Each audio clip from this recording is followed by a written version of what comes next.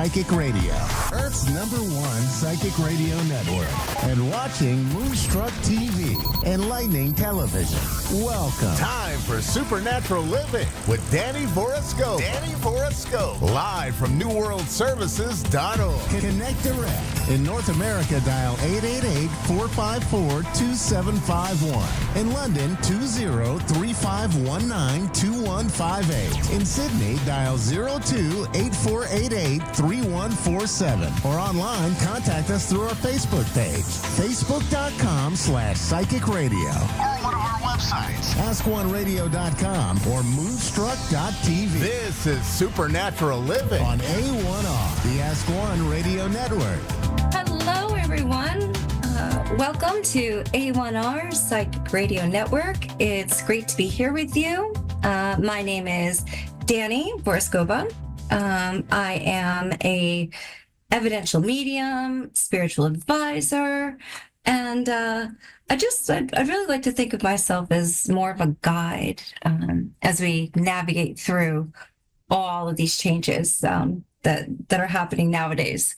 So when I was thinking about one thing that I'd like to start the show with, I was thinking along the lines of manifesting. I know that we have a lot of questions about our free will. What can we do?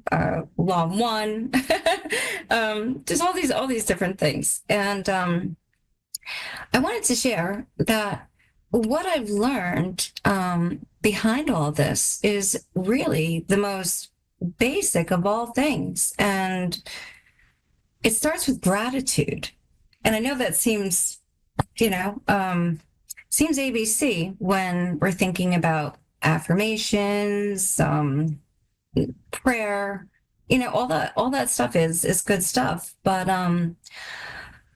really, having the sense of gratitude, just practicing that every day throughout your day and connecting to the outcomes that you do want will really magnetize those things to you.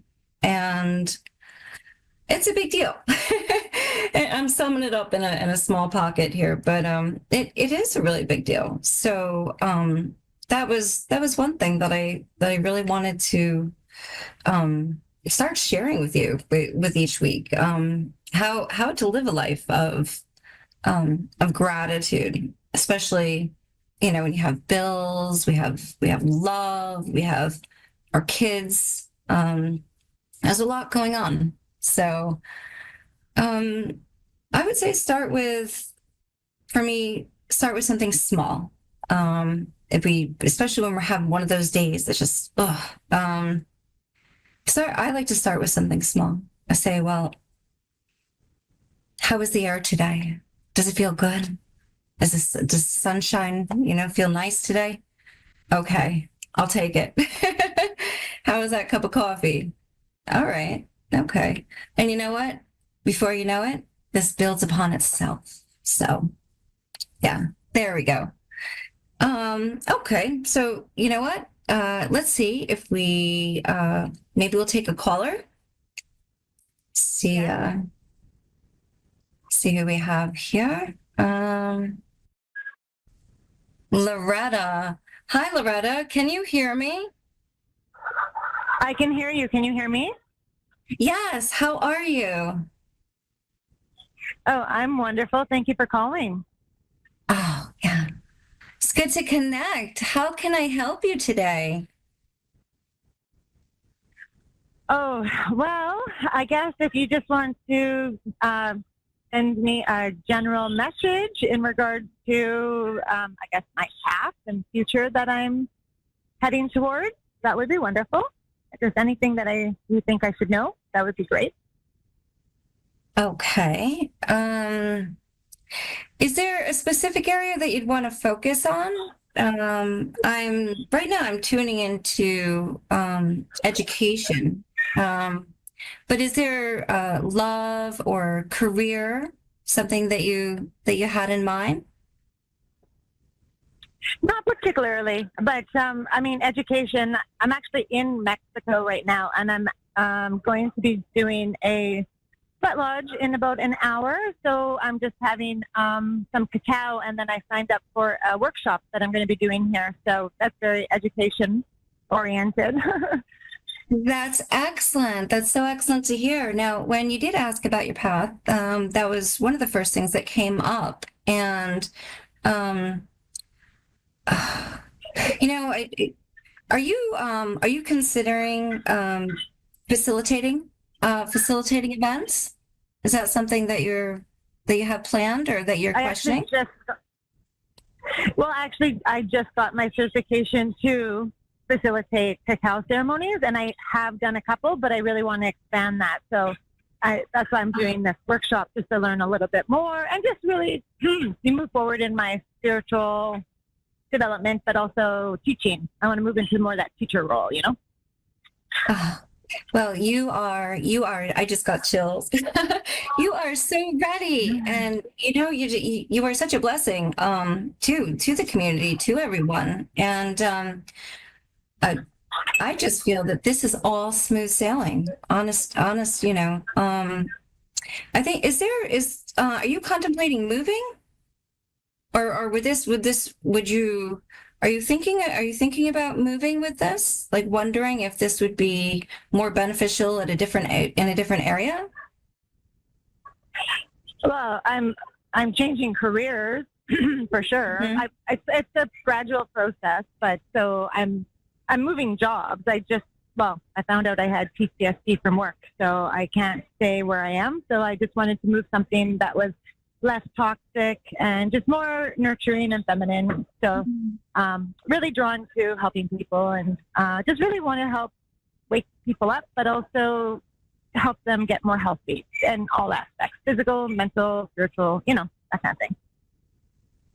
This feels so good. I feel that you are right coming into your own, right on your path. And it feels to me that you really know this. It might not always be so clear in the front, but yeah. And I think that it's going to come up a little clearer for you, to maybe come to like a crossroads to where you're thinking about relocating. And has that come up yet? I don't know, maybe move, but I'm in Mexico, so I mean I'm going back to Canada in a few days, so maybe that's what you're sensing. I don't know. Okay. Well, one thing I do see with your path going forward is that there would be an opportunity to move, and what I feel from that is that whichever choice you make, stay or move, that they're equally as great. They're equally as great. I can feel the difference between the warmth, say, you know, over Mexico and this area, but you'll have the same success in either areas. So if I could give you some advice, I would definitely tell you, don't worry. It's really just preference. Right. Is there anything else you'd like me to look into? I love it. This looks so good on you. This is so good for you, really. Yeah. Okay. Well, I guess if you want to tell me about my financial future, like I am starting a business, so if you want to share something about my new company, that would be great. Yeah. So what I do feel with your business is, I'm getting an impression regarding not quite a concern for debt, but that there is there something regarding a loan or charging on your credit card, borrowing money, something to that effect? There's nothing like that. Okay. I do have a feeling of something regarding that it wouldn't be like cash payout, something that you have, that there would be something that would require additional funds. And it does feel like that's where another collaboration is going to come in. Do you have another female friend that you're thinking about collaborating with? Yes. Okay. That does feel like that in time, to me, that does feel like that in time would build into something trusting, with the appropriate boundaries, the appropriate professional boundaries. So, still, everything looks absolutely great. And anything that you're going through as you're going through each one of these steps, they're just steps. There's really nothing along this path. It seems like you are just really right on point with your purpose. I commend you for doing all the work to get here, and congratulations. Thank you. Thank you. So, on that note, we're going to let you go, and I just wish you the best. And hey, stop back sometime and let us know how it's going. Okay. Thank you. All right. Thank you. Okay. I love a happy story. Yeah. Okay. Well, let's see. I believe we do have another caller waiting here. Okay. Let's see if I can see. Who is this? Let's see. I can't see the name. Okay. Helen, can you hear me? Yes, I can hear you. Oh, hi, Helen. How are you? Thank you for being here. Oh, thank you. You're welcome. Thank you. And thanks for being patient with me as I work through my techie stuff here. It's okay. I wait my turn. It's okay. I'm patient. So how are you today, Helen? I'm doing okay. I was wondering if maybe you could, do my cards for me. Did you say your cards? Yeah, if you could tell me what you see in the cards. I have to tell, I love it. I love it. I love it. I came on today, and I wanted to talk about signs and synchronicities.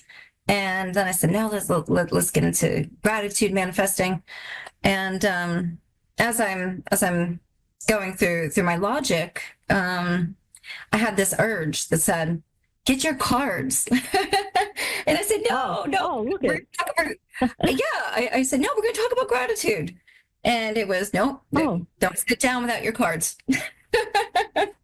So Helen, it's great. It's great to connect with you. And as a matter of fact, I did listen to Spirit, and I do have them here. On that note, Helen, is there any area of your life that you'd really like to prefer to delve into first, or that you have a higher priority in?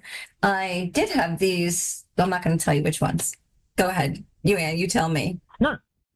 Oh, no. You tell me what you want to tell me. It doesn't matter. Whatever you see. Okay. All right. Let's see. To grab these first. That's something else. I love how that works out. Okay. Not those. Just give me 1 second, because I did grab them on my way in here. I didn't have them ready, but next time I will. So let me just see here.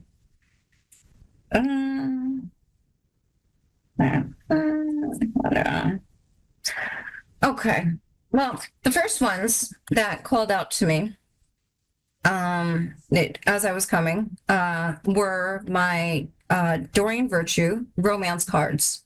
So I'll just give you a quick show right here. And I said, well, I don't know. I don't want to pick one out, ahead of time. And well, here they are.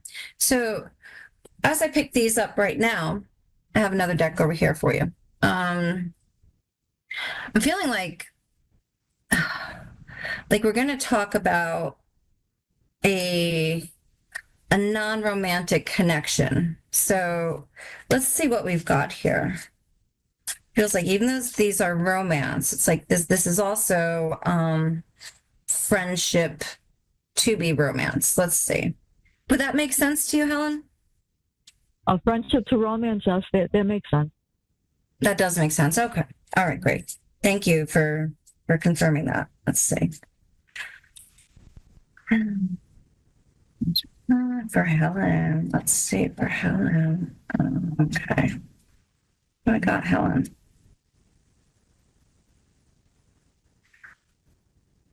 Helen, okay, let's see. I'm pulling another one here for you. I feel like I have something here, but I'm feeling like this could be part of your past. So let me just see if I got a little bit more information here. Okay, well, you can tell me, Helen.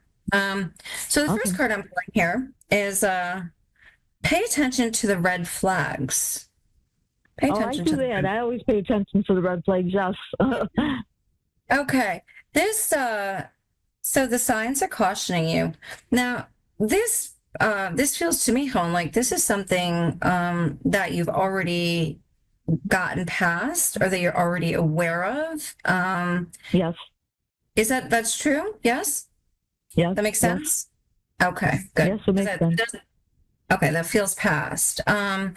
And now the next one that I have here is religious factors. So religious factors, right? And I'm not sure if you're familiar with this deck. Your love life, excuse me, is I don't have no love life. I don't have a love life. Love life or lack thereof love life is influenced by your religious upbringing and spiritual path. So what I feel off of this is I would like to take out the word religion, right? Set that aside. And I'm getting pulled more towards the upbringing. I get a feeling that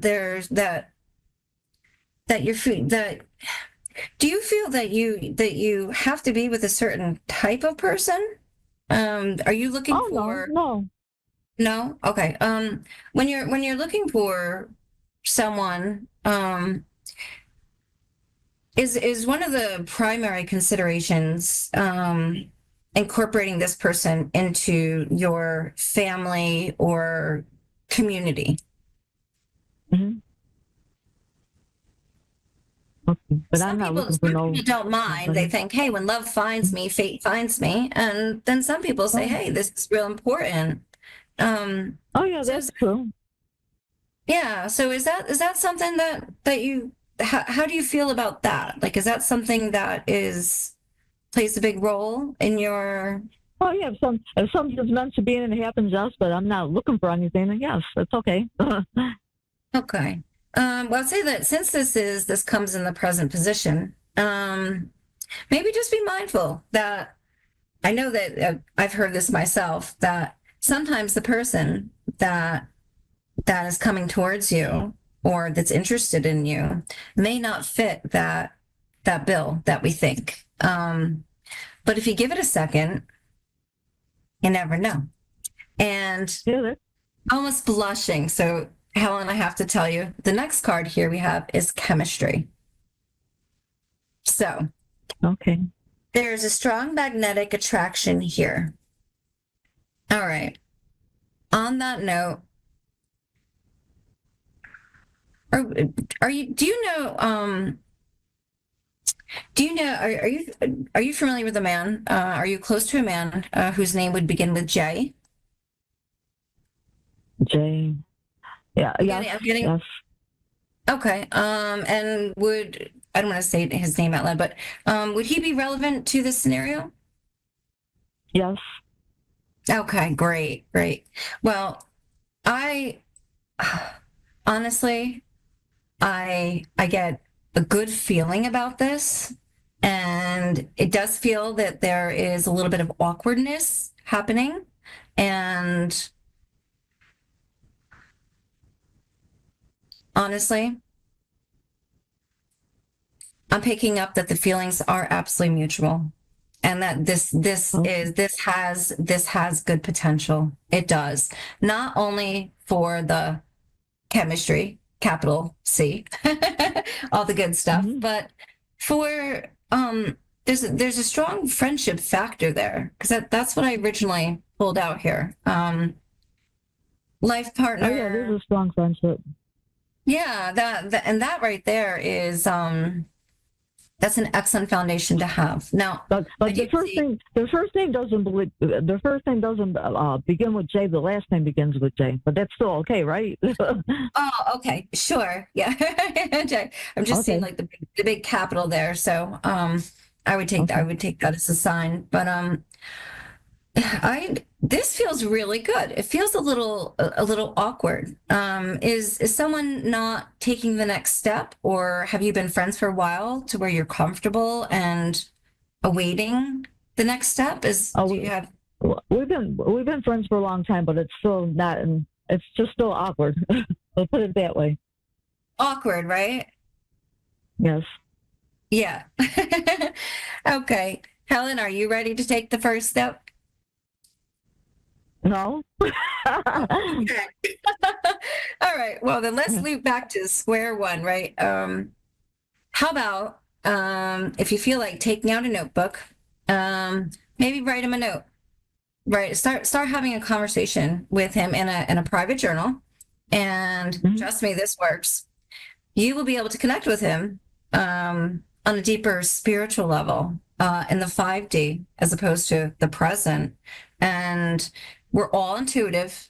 Everyone's got a sixth sense. So Oh yes, so do I. Yes, I do. Mhm. yeah. So I think putting more details in your journal about Mhm. more personal, intimate thoughts I think that would absolutely get the ball rolling. I think so, without having to Okay. directly come out and say something to him. Okay. So I'll try that. Mhm. yeah, definitely. And you know what? Give it a shot and maybe put down saying something like a scenario like, I would love if you're just pretend you're writing directly to him. I would love to go out for lunch. I'd love to go to that cafe. I would love to take that ride, extra long ride together to that cafe in the other town. And Okay. even add a song.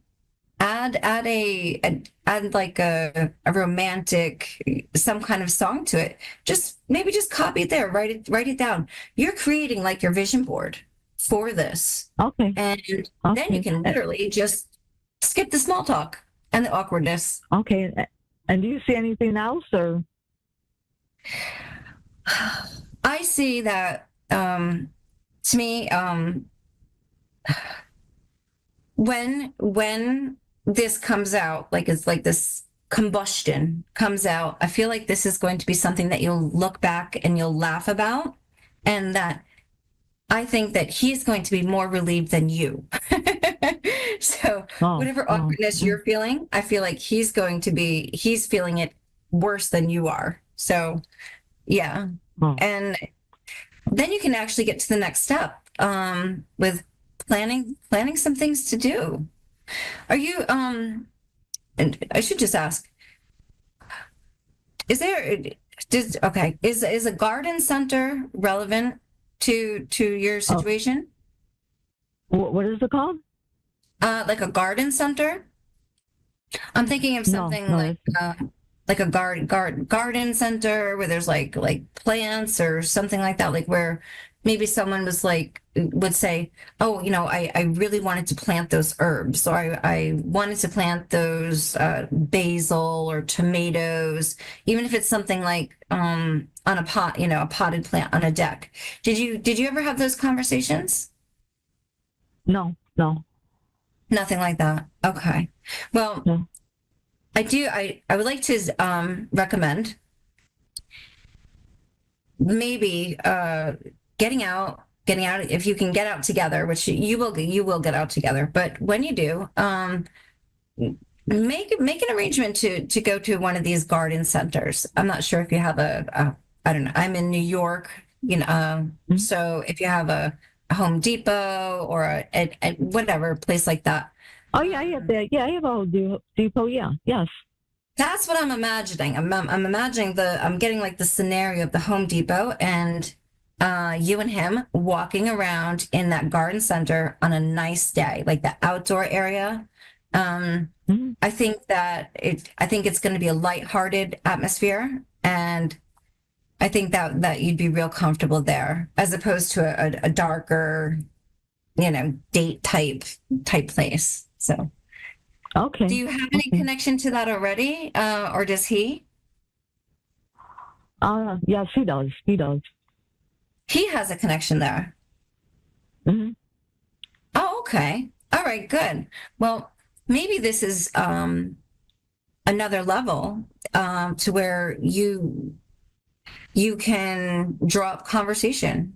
I'm thinking of like, what about, I get this feeling, what about asking him for advice? What about asking him for advice? I can do that. If you were to... Yes, I can do that. Ask him for advice, and advice in the way of where he can do something to help you. That you're asking advice, like this is I'm trying to describe the image that I'm seeing. But it would be like, I would love to plant some basil. I would love to plant tomatoes, grow tomatoes for my salad. I have no idea. So instead of him saying, oh yeah, get the pack and the soil, saying, oh, I really am not going to understand this. And making this a project that you can do together. Okay, Does that make sense? Something like that would be like, it brings you closer. I don't know why it seems funny, but it's like it brings humor and it brings connection. And even if you don't want the tomatoes, you can gift them. But something on that level. And that'd be nice to plant a garden. Yes. Yeah. So something like that. Yeah. I see this working. And that's, did you have any other questions, Helen? No, just if you see anything else, but not concerning that part. If you see anything else in general. I really don't. At this point, I see that this connection is going to take you really far. And thank you for sharing this with me. Thank you for inviting me in so that I could. Okay, thank you. And what's your name? I can remember. My name is Danny Boriskova, and I will be here every week, Tuesdays at 3 p.m. Eastern Time. And on that note, Helen, I'm going to let you go. Wish you the best. Enjoy. Okay, thank you. I wish you the best, too. Thank you. Oh, thanks, Helen. Take care. Wow, everyone. Well, this has been a wonderful afternoon. Thank you for joining and for sharing all your love with us. And it's just a pleasure to be here. You're listening to A1.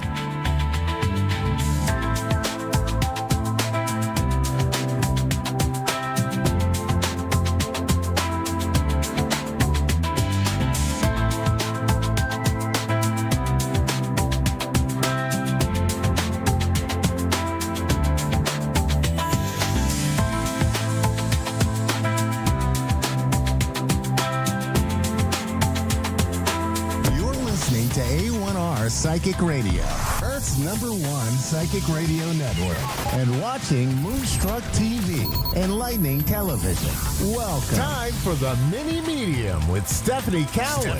Live from tarotwithsteph.net. Connect direct. In North America, dial 888-454-2751. In London, 20-3519-2158. In Sydney, dial 02-8488-3147. Or online, contact us through our Facebook page, facebook.com/psychic radio. Or one of our websites, askoneradio.com or moonstruck.tv. This is the Mini Media on A1R, the Ask One Radio Network. All right. Hi, guys. Welcome. Happy Wednesday. Happy hump day, as usual. This is your mini medium on the A1R Psychic Radio and the beautiful Moonstruck TV.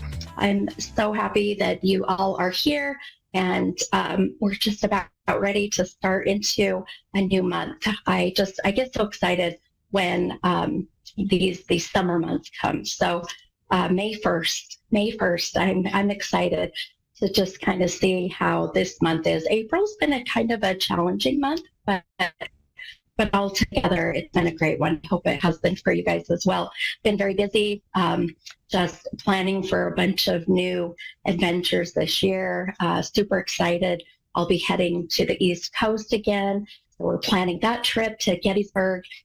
We're also going to be planning a trip to New Jersey and to New York. And so lots of exciting things in the works. So stay tuned. And as always, all this information is on my website at mini-medium.com. And I would love to meet some of the people that hop on and join every week and, just get to see faces. I see names all the time. And of course I hear, when I have my callers call in. So anyhow, so if you're on the East Coast, I'll be heading that way in July. We'll be in Gettysburg, and then New York will be in November.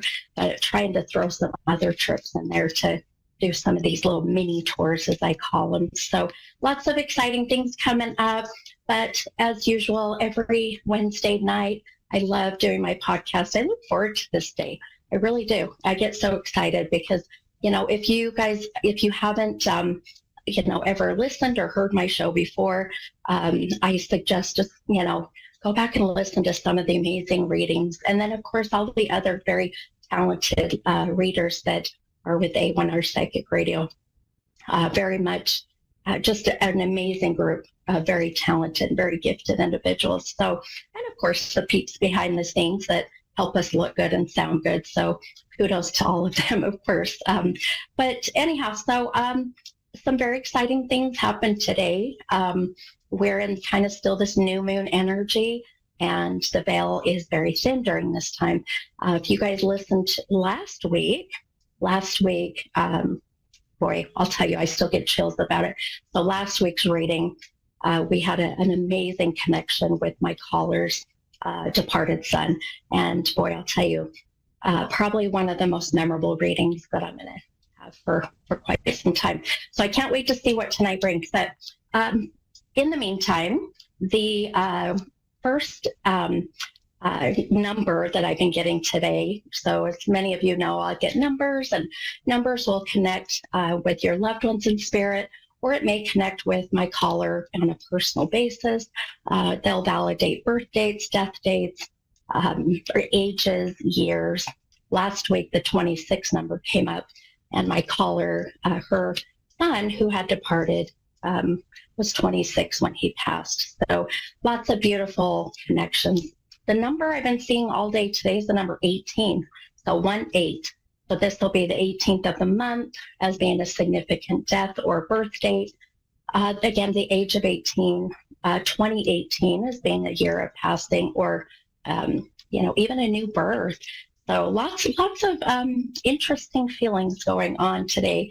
So I'm excited to see. But first, we're gonna, as always, as usual, I want to pull an affirmation card for you guys for this week. And this is going to be that collective reading, if you will. So this is for everybody. And this is really just kind of, if you guys don't know what an affirmation is, it really is a promise to yourself, as I call it, kind of your, what do we call it? Your mission statement, right? It's like when businesses have mission statements, but it's to yourself. And I love these cards. So the affirmation for the week for everybody, this is for, like I said, the collective for this week says, today everything is unfolding perfectly according to the greater plan. Isn't that amazing? I love it. Today everything is unfolding perfectly according to the greater plan. So if you trust in, the universe or God or whoever you feel your higher power is going to be taking care of you, then I think life just seems a little bit easier, at times.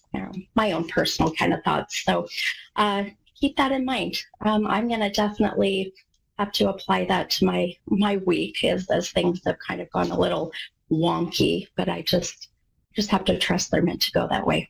So, all right. Well, sending all that out to you guys, but we are going to go ahead and take my first caller tonight. And I'm excited. I have a beautiful caller from Australia. Is that correct? Hello. Hi there. Lisa, this is the mini medium. How are you? Good, thank you. How are you? I'm doing wonderful. Thanks for calling in. How can I help you tonight, hon? I'm interested in a couple of questions. They both have to do with different people. One is my son, who passed away, will be 3 years tomorrow. And I heard what you were saying earlier before while I was waiting about the number 18 that you've been seeing today. Well, 18th of July is his birthday. Oh, so, my gosh. Wow. Yeah, so he's 18th of July. Yeah. Oh, my goodness. So that's beautiful. That's incredible. Well, boy, I've got chills everywhere. And I love just the fact that, these kind of things don't just happen by chance. There's no such thing as coincidences. And this is what I love, that our loved ones in spirit, they really, they just make sure that, that we here in the physical realm know that they're okay and know that they're at peace. And the way they do that is by coming through with these numbers and not even knowing who I was going to connect with tonight, just trusting in the visions and things I was getting. So, Lisa, this is beautiful. I wish that people could see the hair standing up on my arm. It is incredible. Goosebumps everywhere. Well, I would absolutely be honored and love to see if we can't get some messages coming in from your son, being that he's already validated his birthday. That's beautiful. Yes. Now, I went ahead and I pulled a couple cards for you, and I'm just going to take a look at a couple things and kind of what I say is I quiet my mind for a moment and allow for the messages to come in. And I think for you, Lisa, I'm going to do the same as I did last week. So producer Davis, he's listening. I'm just going to take you as my only caller tonight, Lisa, just so we can try to get in as much as we can, okay? All right, my friend. So you're welcome, of course. I love your accent, by the way. I could listen to Australian accents all day. I just think it's you guys amazing. have the accent, not us. I know, that's what we're told. And I think when you hear yourself all day, every day, of course, you don't hear it. But I've heard that Utah, or the States, we have different accents. But all right, so a couple things. You're welcome.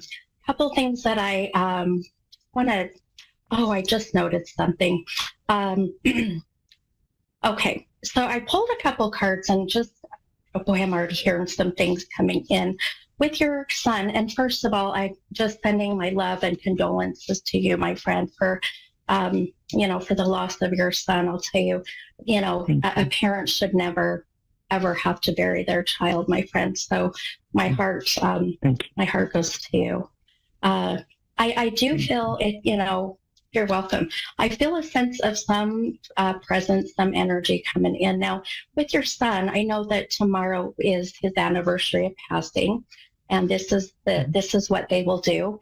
They will come in right about the time of their anniversary of passing or their birth dates. Now, look how beautiful your son is coming in today, which, being tomorrow is his anniversary. And then to give me his birth date is just beautiful validation. So he's a strong soul. He is a strong soul. Oh, yes, he is. In his earthbound life and in the spiritual world, absolutely, I agree. Oh, I love it. I love it. And I literally just heard him say, I get it from my mother. but he says my mom. My mom. He just said, "Great, I get it from my mom." I love it. He's, and I mean this in a very respectful, loving way, but he comes through as being very close to you, like a mama's boy, as we would call it, which is not a bad thing, by the way. Very close to you. Does that make sense? It does, yes. I was his full-time carer. Oh, I love that. Yes. Well, you absolutely have given up so much of your time, your energy, your love, but it's all been worth it, as I feel. And, I do feel that he, as he's coming in a little bit, now he has shown me some issues with where I feel there's a lack of oxygen going to the brain. So there's a sense of, does that make sense? Yes. Okay. I don't know how you work. Are you going to be doing the talking and then I confirm, or yeah, sure, yeah. Okay. I don't know how you want to. Yeah. Okay, sure. No, how do you connect with that, my friend? Absolutely, it makes sense. Yes, he did. That wasn't the reason for his passing, but it absolutely would have happened when he was passing, and was the reason for it, but not the reason cause of his death. Okay. Right. Okay. And as he's coming in too, there is a feeling of even, I'll tell you, he's very sick. I feel like I've got toxins all through my body. So there were so many things that even organs feeling like they were shutting down, but even a sense of just a constant care, if that makes sense, of constantly, even diagnosis after diagnosis. There's a feeling of being. Oh yeah. Yeah. Okay. A lot of mental health problems, autism, Tourette syndrome, bipolar. Okay. So, and he was a rapid cycler. So, but we did have a very close emotional bond. And that's one of the things. He was very spontaneous and ADHD as well, and a lot of medications, and constantly trying to change those medications because they would clash against other ones. So it was a never-ending battle. A lot of hospital admissions, and and a lot of impulsive behaviour. Yeah, absolutely. And, as he's coming in, he's all over the place energy, which I love that. So I'm kind of I'm honing him in, getting him to concentrate. Yeah, you have to do that. I almost want to grab, the vision I have is just grabbing, the sides of his head and being like, okay, just calm down and focus. Look at me. I used to tell him all the time, ground yourself. And he used to picture himself like on grass, standing on grass, and his feet going deep into the earth. And like he was quite spiritual, the same as me, and very curious towards the last probably 12 months of his life. Yeah. Wow. I love that. Well, so tell him to ground himself. I absolutely will. And he's, what I love is the sense of freedom. And there is a feeling of him just wanting you to know that and the way he just said it is, Mom, I'm free of the shackles. There was such a feeling of just being tied down. How do you connect with the number 10? He just showed me the number 10. So the month of October, 10th of a month. October is his brother's birthday, his brother's birthday, but it's not on the 10th. Our favourite number was the 11, or the number 11. That's our favourite number. Oh, I love that. Yeah. Well, I feel he's validating just the October, the month of his brother's birthday. And there's even a feeling of this year as being a very, how do I put this?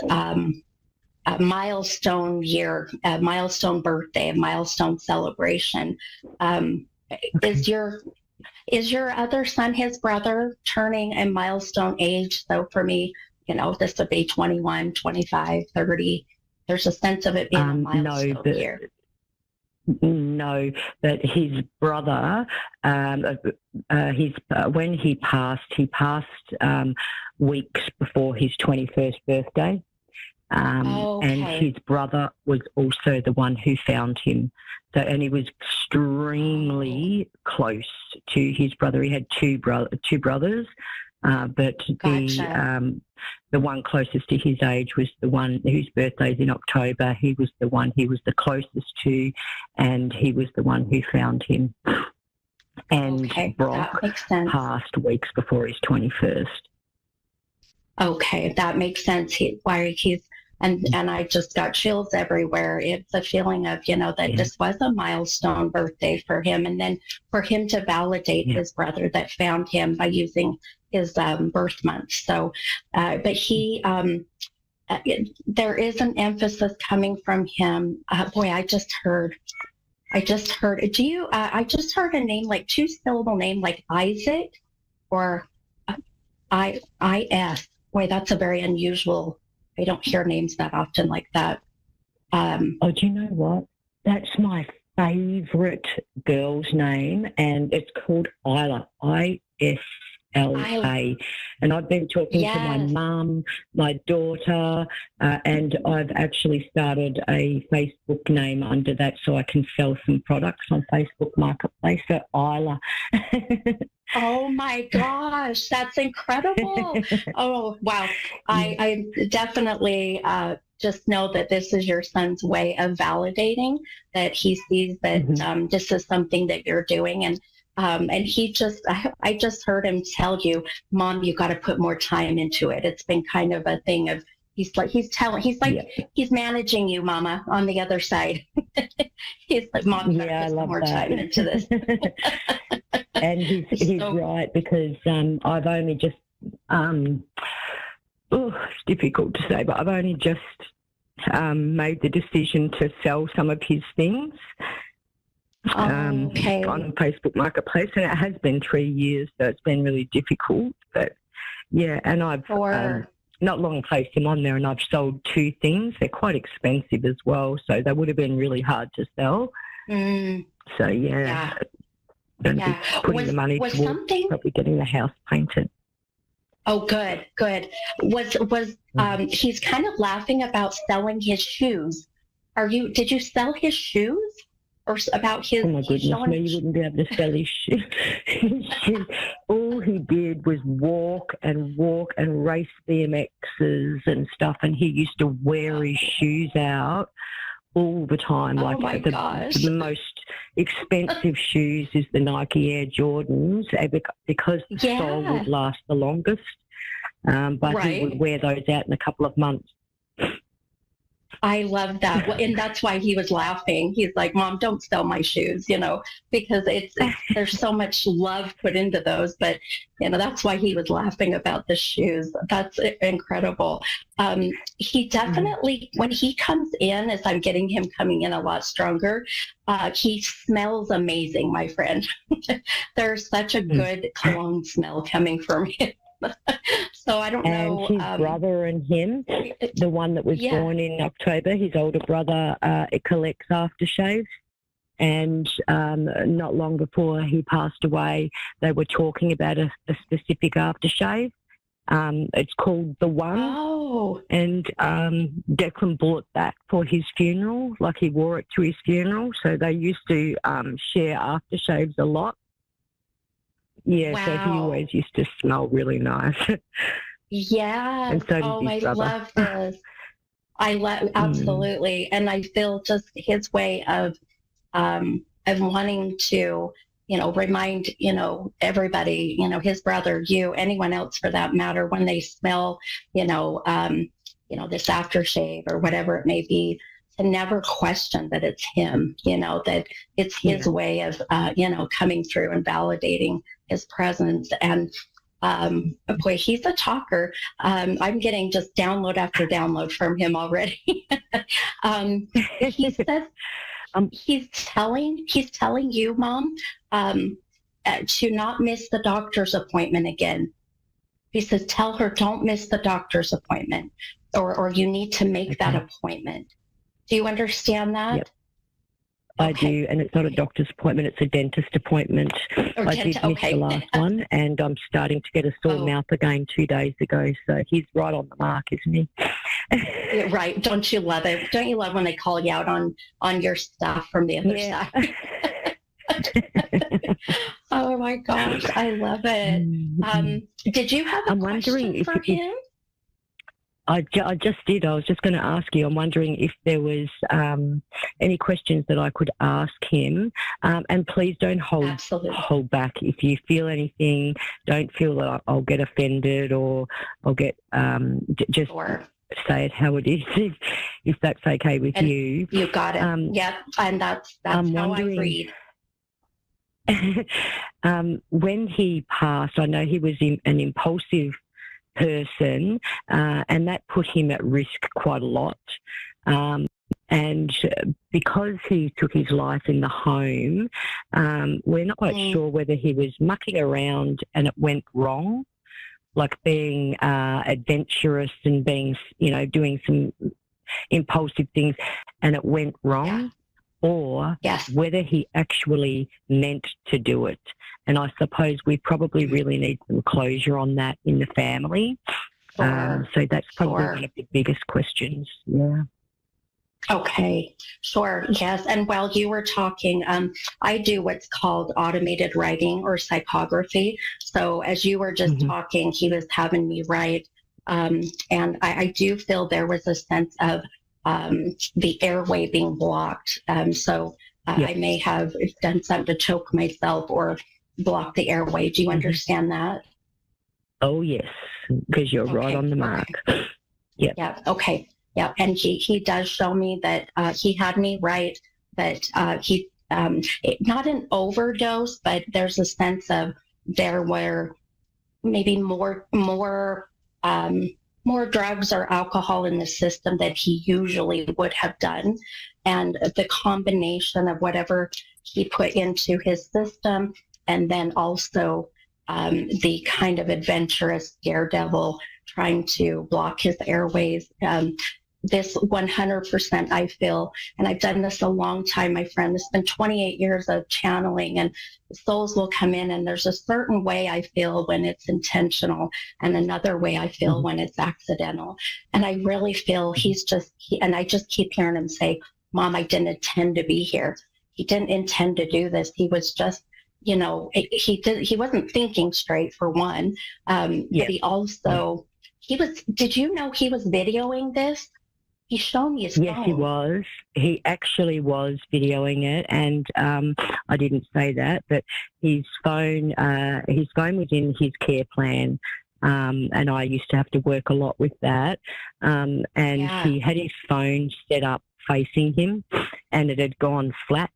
And his brother, when his brother found him, everything just went cold and quiet, like it was a movie. Jacqueline said he could just feel pins and needles, and he wasn't sure if it was real. And the more he was there, he sort of had like a photographic memory, because he can remember every single little detail of when he was walking around. And he noticed Brock's phone was in a different spot and it was facing him. However, he didn't touch it. But the police, when they arrived, took his phone because they didn't notice where it was, and Declan pointed it out, and they actually took his phone thinking, we don't know what's happened here. When they released it, they didn't try to unlock it, and they didn't send it off for it to be investigated. So I don't have the PIN number to his phone. We need to go to a different state in Australia, to a forensic place, to have that unlocked properly. Yeah, and hopefully the video is on there. However, we're not going to watch that as a family. We wanted to know, was this an accident or was this on purpose? If it was on purpose, was there a message for anybody? That's why we wanted it. But yes, for sure. And and I absolutely agree with you, my friend. I feel he, the whatever you will find, and I do feel that you will have that opportunity to see what was on the phone. And I agree, there's a, of course, coming from your son, not wanting for anybody to watch this, but just the validation that once this is viewed, he's just being silly. It's the video he's shown me is just being kind of silly and goofy. And, it was more of just kind of a young and dumb thing, that he wanted to record, and then, he just, it just went too far. It just went too far. And, he wants his brother to know. He keeps saying, please, Mom, tell him I did not want him to find me. He knows that this has been so devastating and just so much for him. And he feels that, of course, wishing things were different, but now I love that as he's coming in and he's his true soulful self of being all over the place, but he wants to be remembered how he lived, Mom, and not how he passed. And that's very important. Yes. Very important. We don't tell anyone. We don't tell anyone how he passed. We don't, a lot of people have asked, and we've kept that within the family out of respect for him, for his memory. And a lot of people remember him for who he was. And I do have some other questions. However, they are about my current partner, who I'm not. I feel so bad cutting you off, my friend. My producer just said I have 45 seconds. I can't believe that time went by so fast. Okay, then. All right, then. Please be accurate with this one. But has my partner cheated? I am not feeling there's deception, hon. I am not feeling it. So take that with you and message me on my website, mini-medium.com, and I would be happy to continue this for you, okay? Thank you. What is it? Mini-medium.com. Mini-medium. .com. Yeah. Thank you very much. Hey, all right, Lisa. Thank you for calling. I'm sending you so much good love and light. Have a good night. Thank you, and thank you to the radio station. Bye. Hey, bye-bye. All right, you guys, that's a wrap. It went beautifully. I will see you guys next week. Have a wonderful week. Much love. Bye, guys.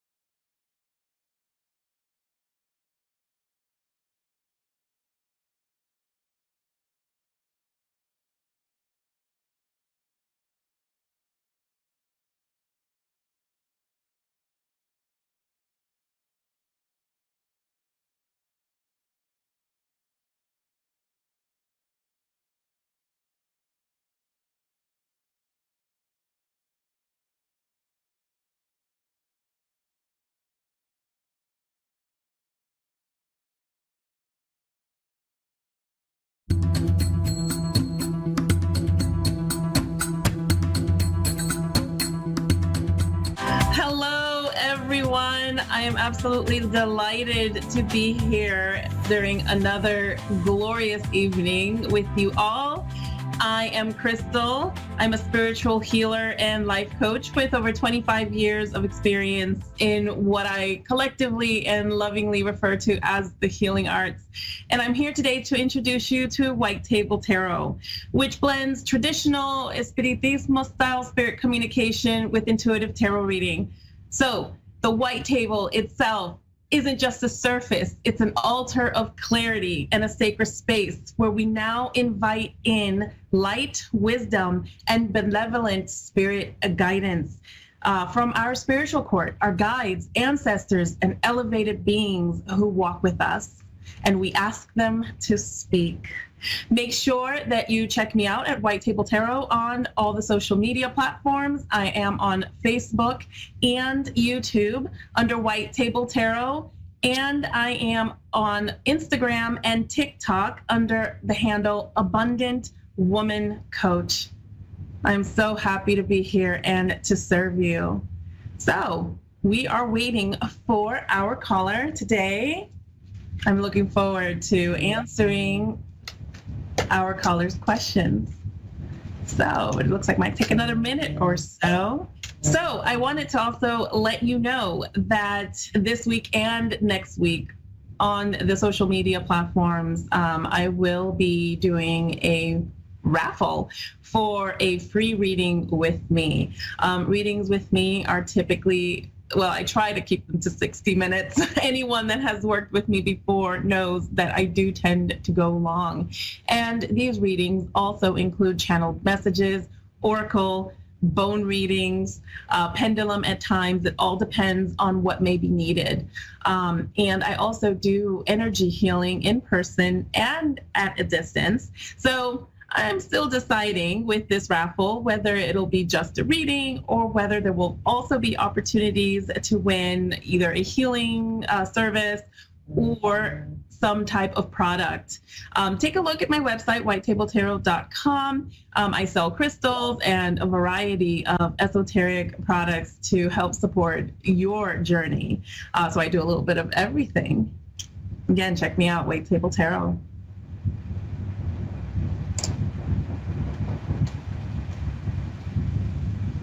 All right, so I have Tanya now in Lawndale, North Carolina. Tanya, how can I assist you today? Oh, mercy. I don't know. My whole life is like jumbled up right now. I'm sorry to hear that. What's going on? I don't know. It's a relationship, family, the whole 9 yards. It's like I've got all the world on my shoulders. All right. So what are you hoping to achieve from today's reading? Just got to get some clarity in which way I need to go. Okay, with yeah, relationship sounds good. and all that stuff. Yeah. Absolutely. We're going to go ahead and take a look at the energies that currently surround you. And we're also going to take a look at the guidance that the cards are providing as to any action steps or things that may be coming in the near future around what you've just described. So I certainly see with the 10 of Cups, and I see the death and rebirth, and I also see the 8 of Wands. The first two are in the inverse. And so, yes, I can see how you're going through a bit of a process. There's change happening, a lot of it, and it's coming rapidly. A lot of it has emotional ties or an emotional basis to it. You're going through a process of transformation. Do not be afraid to release and to let go of any relationships or attachments that no longer serve you, okay? Because you're going to come out of this in a much better place emotionally and energetically. The 8 of Wands is all about rapid, sudden change, and it can be a little bit uncomfortable, but please do trust the process, okay? Because the 8 of Wands, typically, this deck is different, but typically there's a lot of beautiful butterflies on the card, so the imagery is just very supportive, okay, for a full-on transformation that leaves you in a much better place. So I do see that that's what's pulling up with the current energies around you. Let's go ahead and take a look at what the guidance is for you, okay? And what steps you can take, if any.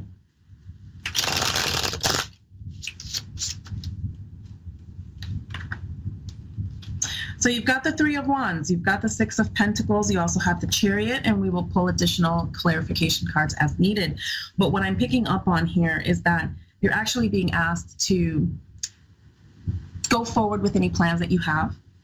You might even want to consider going on vacation or something of the sort, going into a space that's going to kind of pull you away from some of what's happening and might give you a refreshed perspective. It could also help refresh your body, mind, and spirit, okay? With this 3 of Wands, it doesn't necessarily have to be related to vacation. If there are things that you've been thinking of doing or planning now for a while, you want to go ahead and step into action and move forward with those plans or those decisions. With the Six of Pentacles, here, something needs to be put back into balance, okay? It's possible that you have been giving a lot and not allowing yourself to receive, okay? To receive support, to receive love, to receive the things that you need. You might need to step up a little bit with your boundaries, be a little bit clear around your communication, okay? Because I'm seeing here with the Chariot as well, if at times your mind feels like it's running, right? It's time to actually get into your body, all right? You want to experience a physiological change, all right? You want to experience this release and the healing that comes with that. And you want to move forward, okay, with the energy of the Chariot. This is a very steadfast, no nonsense, straight to business kind of an energy, okay? This is what you need to embody to be able to move forward. We're going to pull some additional cards. Oh, this is beautiful. There's a confirmation here of the Six of Wands. This is victory, okay? This is being in a very empowered state. If you see the imagery here, there's this lady, she's standing out with her arms facing, upward into the sky. She's reaching out. She's got this laurel wreath here. All of the imagery is resounding victory, okay? And the number 6 itself, okay? It's the number of harmony, okay? It's a number of peace, all right? So this is an emotional piece. This is also a piece with the individuals that you allow to remain in your sphere, okay? You want to give yourself a pat on the back, all right? Because it's difficult to do that. It's difficult to acknowledge oneself at times. But you want to do that for all of the successes that you're going to be experiencing. Do not cut yourself off from that energy. That is a type of receiving, okay? I also pulled here the 10 of Swords. So this very much, again, could be feeling like a bit of night, a dark night of the soul, so to speak, okay? But with the 10 of Swords, I want to point out a couple of things. Again, with the number 10 being the end of a cycle. The Knight of Swords may include betrayal. It may include the worst of the worst, okay? And it could also include a lot of like the upset on the mental level that comes with experiencing some of these things, okay? So something might be keeping you up at night. Something might be stressing, you're kind of in that energy, in that vibe, okay? But the 10 of Swords those are the darkest hours before the dawn. You're coming out of this, all right? Again, with the 6 of Wands here, you can expect to come out of this, but it does require some action on your part. And rather, I'd say even a little quickly, okay? You don't want to dwell on these things that have been difficult for you to either speak out on or to take action on. I see the 6 of Cups here and it's in reverse. So there might be a lot of kind of reminiscing, a lot of thinking to the past, thinking to better days, and I just want to warn you that if you focus on the past, okay, we can't live in the past. That can cause a lot of upset. It can cause depression. On the flip side, we cannot live in the future either, because that can cause us anxiety and a lot of concern and fear around a future that isn't known, right? But I want to offer you a different perspective, okay? The future is also full of endless, infinite possibility. And this is what we need to focus on. And how do we get there? We get there by focusing on today, by living in the present. The only guarantee that we have with time is that as long as we are living in the moment, second by second, we have the guarantee that we will move forward. Okay? So just keep that in mind. Keep that in mind. Ground yourself, because again, with that 10 of Swords, this is a lot of mental energy. You're in your head. Okay? And probably trying to analyze and figure out what's going on emotionally. And that's normal. We're humans. But you need to ground yourself. Okay? In fact, in the traditional imagery of this card, those 10 swords are they're actually, some of them are in someone's back, but some of them are in the ground. Okay, so again, it's about grounding ourselves and getting out of that mental energy. All right, I also just want to pull a couple more cards here for you. Kind of see a little bit of the same repetitive message with the 7 of Cups. So again, choices, options, you just have to really carefully consider those, okay, and how you're going to move forward. All right. And I shuffled and the same card pulled again. All right. So you're going to have different options. You just have to think through them. Okay. And help yourself achieve that clarity. But with the Three of Cups, seek friends, seek social things, seek individuals, like-minded individuals. Okay. Seek a support circle of women. All right. This is something else that you can do. All right. How are you feeling? Right. Did you get what you needed for tonight? Yes, ma'am, I did. Thank you so much. You are so welcome. Thank you. I appreciate your time and for trusting me with supporting you. Feel free to reach out to me at any time. My socials are White Table Tarot on YouTube and on Facebook. And I'm under Abundant Woman Coach on Instagram and TikTok. Okay? Okay. All right. Thank you so much. Thank you so much. You have a good evening. All right, too. guys, my show is about to wrap up in just under a minute. I encourage all of you to, again, check out my socials, check out my website at whitetabletarot.com. My handles are White Table Tarot on YouTube and Facebook, and Abundant Woman Coach on TikTok and Instagram. I do lives regularly, and I am holding a raffle for a free reading, okay? That includes oracle channel messages, phone readings, and I'm just so excited to connect with you all again. I will see you next week. Blessings.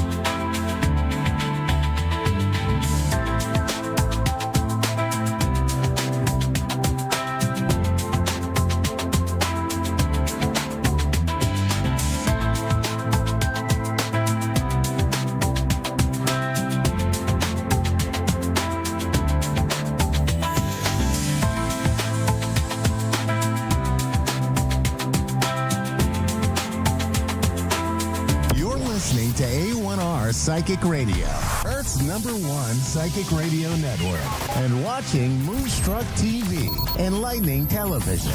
Welcome. Time for Insights with Solaris with Jennifer. Live from Solaris.1. Connect direct. In North America, dial 888-454-2751. In London, 20-3519-2158. In Sydney, dial 02-8488-3147. Or online, contact us through our Facebook page, facebook.com/psychic radio. Or one of our websites, askoneradio.com or moonstruck.tv. This is Insights with Solaris on A1R, the Ask One Radio Network. Hello, everyone. Good evening, good morning, whenever and wherever you are watching or listening to this. Welcome to another episode of Insights with Solaris, where I am your host, Jennifer, a tarot reader for over 10 years. I also have over a dozen healing modality certifications, from Reiki Mastery to sound therapy. But at the end of the day, I simply say I am a channel of spirit, bringing those messages which are meant to find you. And talking about messages, I'm going to go ahead and go into the weekly message. And so if you joined us before, you know I like to start out with a collective message. So just for those who are listening and not quite ready to call in, or if you're waiting in line or wondering if you should sign up, we have wonderful healers all over A1 Radio. So always think about that. It's free. So we're starting off the rest of the next 7 days. We're starting off to really focus on your loved ones. There seems like there has been some distance between your loved ones, and this could be a parent that lives across states, or this could be a long distance thing. But even if there's some type of distance, whether it's emotionally or physically, at the end of the day, you are united. And don't worry, there is nothing that you currently need to do, and nothing is missing. So if you've been worried a little bit about that, don't, because you're stepping into abundance, especially when we're going through the rest of the May. Once we hit that full moon, it's just going to go fantastic for most of us coming in. And it's really important to nurture yourself as well. As we love other people here, we're going to be spending a lot of time with other people, but make sure that we take a step back and we are doing what we need to do to protect our space and just to enjoy our space too. So don't worry. Go buy yourself some new decorations too, if you've been thinking about that, if you have the means. But overall, the next 7 days is about feeling good and feeling happy. And so we are going to go for our caller today, and it looks like we have Casey from Ohio. Hello, Casey. Hi, how are you? I'm doing good. How are you? I'm okay. All right. What type of questions do you have? It's not that I really have questions. I guess the future, what's like going to happen. Okay. Well, I always like to say that the future does change. So as you make different decisions, the future can change. So what I'm going to do is do the reading for the energy surrounding you right now.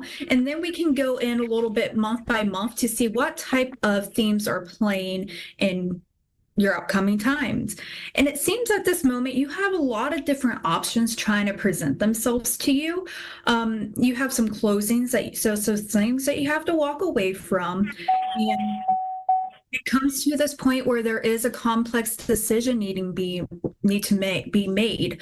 You really have to stop procrastinating and step up to help and create that reality that you are looking for.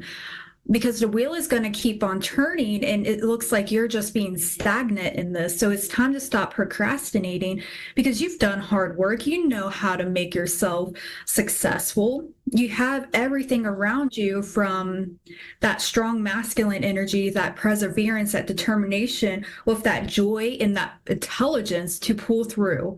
And what's going into the future, this is your near future. So within the next 3 months, you're coming out of kind of this confusion, out of this procrastination and stagnation, into more purposeful movement. So It's going to be a little bit of slower movement, but it's purposeful. You know what you want. You're going to be making time for yourself and others, and you're going to have a sensible approach about anything that comes your way, which is really good with finances. So what do we have in the next 3 months? The next 3 months are going to be a bit challenging. I'm seeing a pretty significant disagreement coming up with someone important to you. But after this disagreement, there is going to be change and coming back to unity. But if you want this unity to come back after this disagreement with your loved one, you are going to have to drop the ego. Okay, so sometimes we don't like to be wrong. We don't like to admit that we're wrong. And as we're moving forward, it does say that, hey, not everything that you've done in this situation was appropriate. And so by dropping that ego, that is going to allow you to come back in unity, and not just with another person, but your own self as well, to stop fighting against yourself and all the decisions that you have been avoiding. Now, as we go over that situation and how as you heal that relationship with that person, that significant other, we are coming into a lot of strong communication. And as it's going to be fast too. So after you get over this hurdle, after you're able to really drop down the ego and step back into your harmony and your values and morals, possibly even a little bit more spirituality, you're coming back and you're really gathering all of the tools that you've been working with to say goodbye to what's not working for you anymore. So as we're continuing on for the next 4 to 5 months, Casey, I am seeing more upset coming. There is going to be some times where you're having trouble sleeping.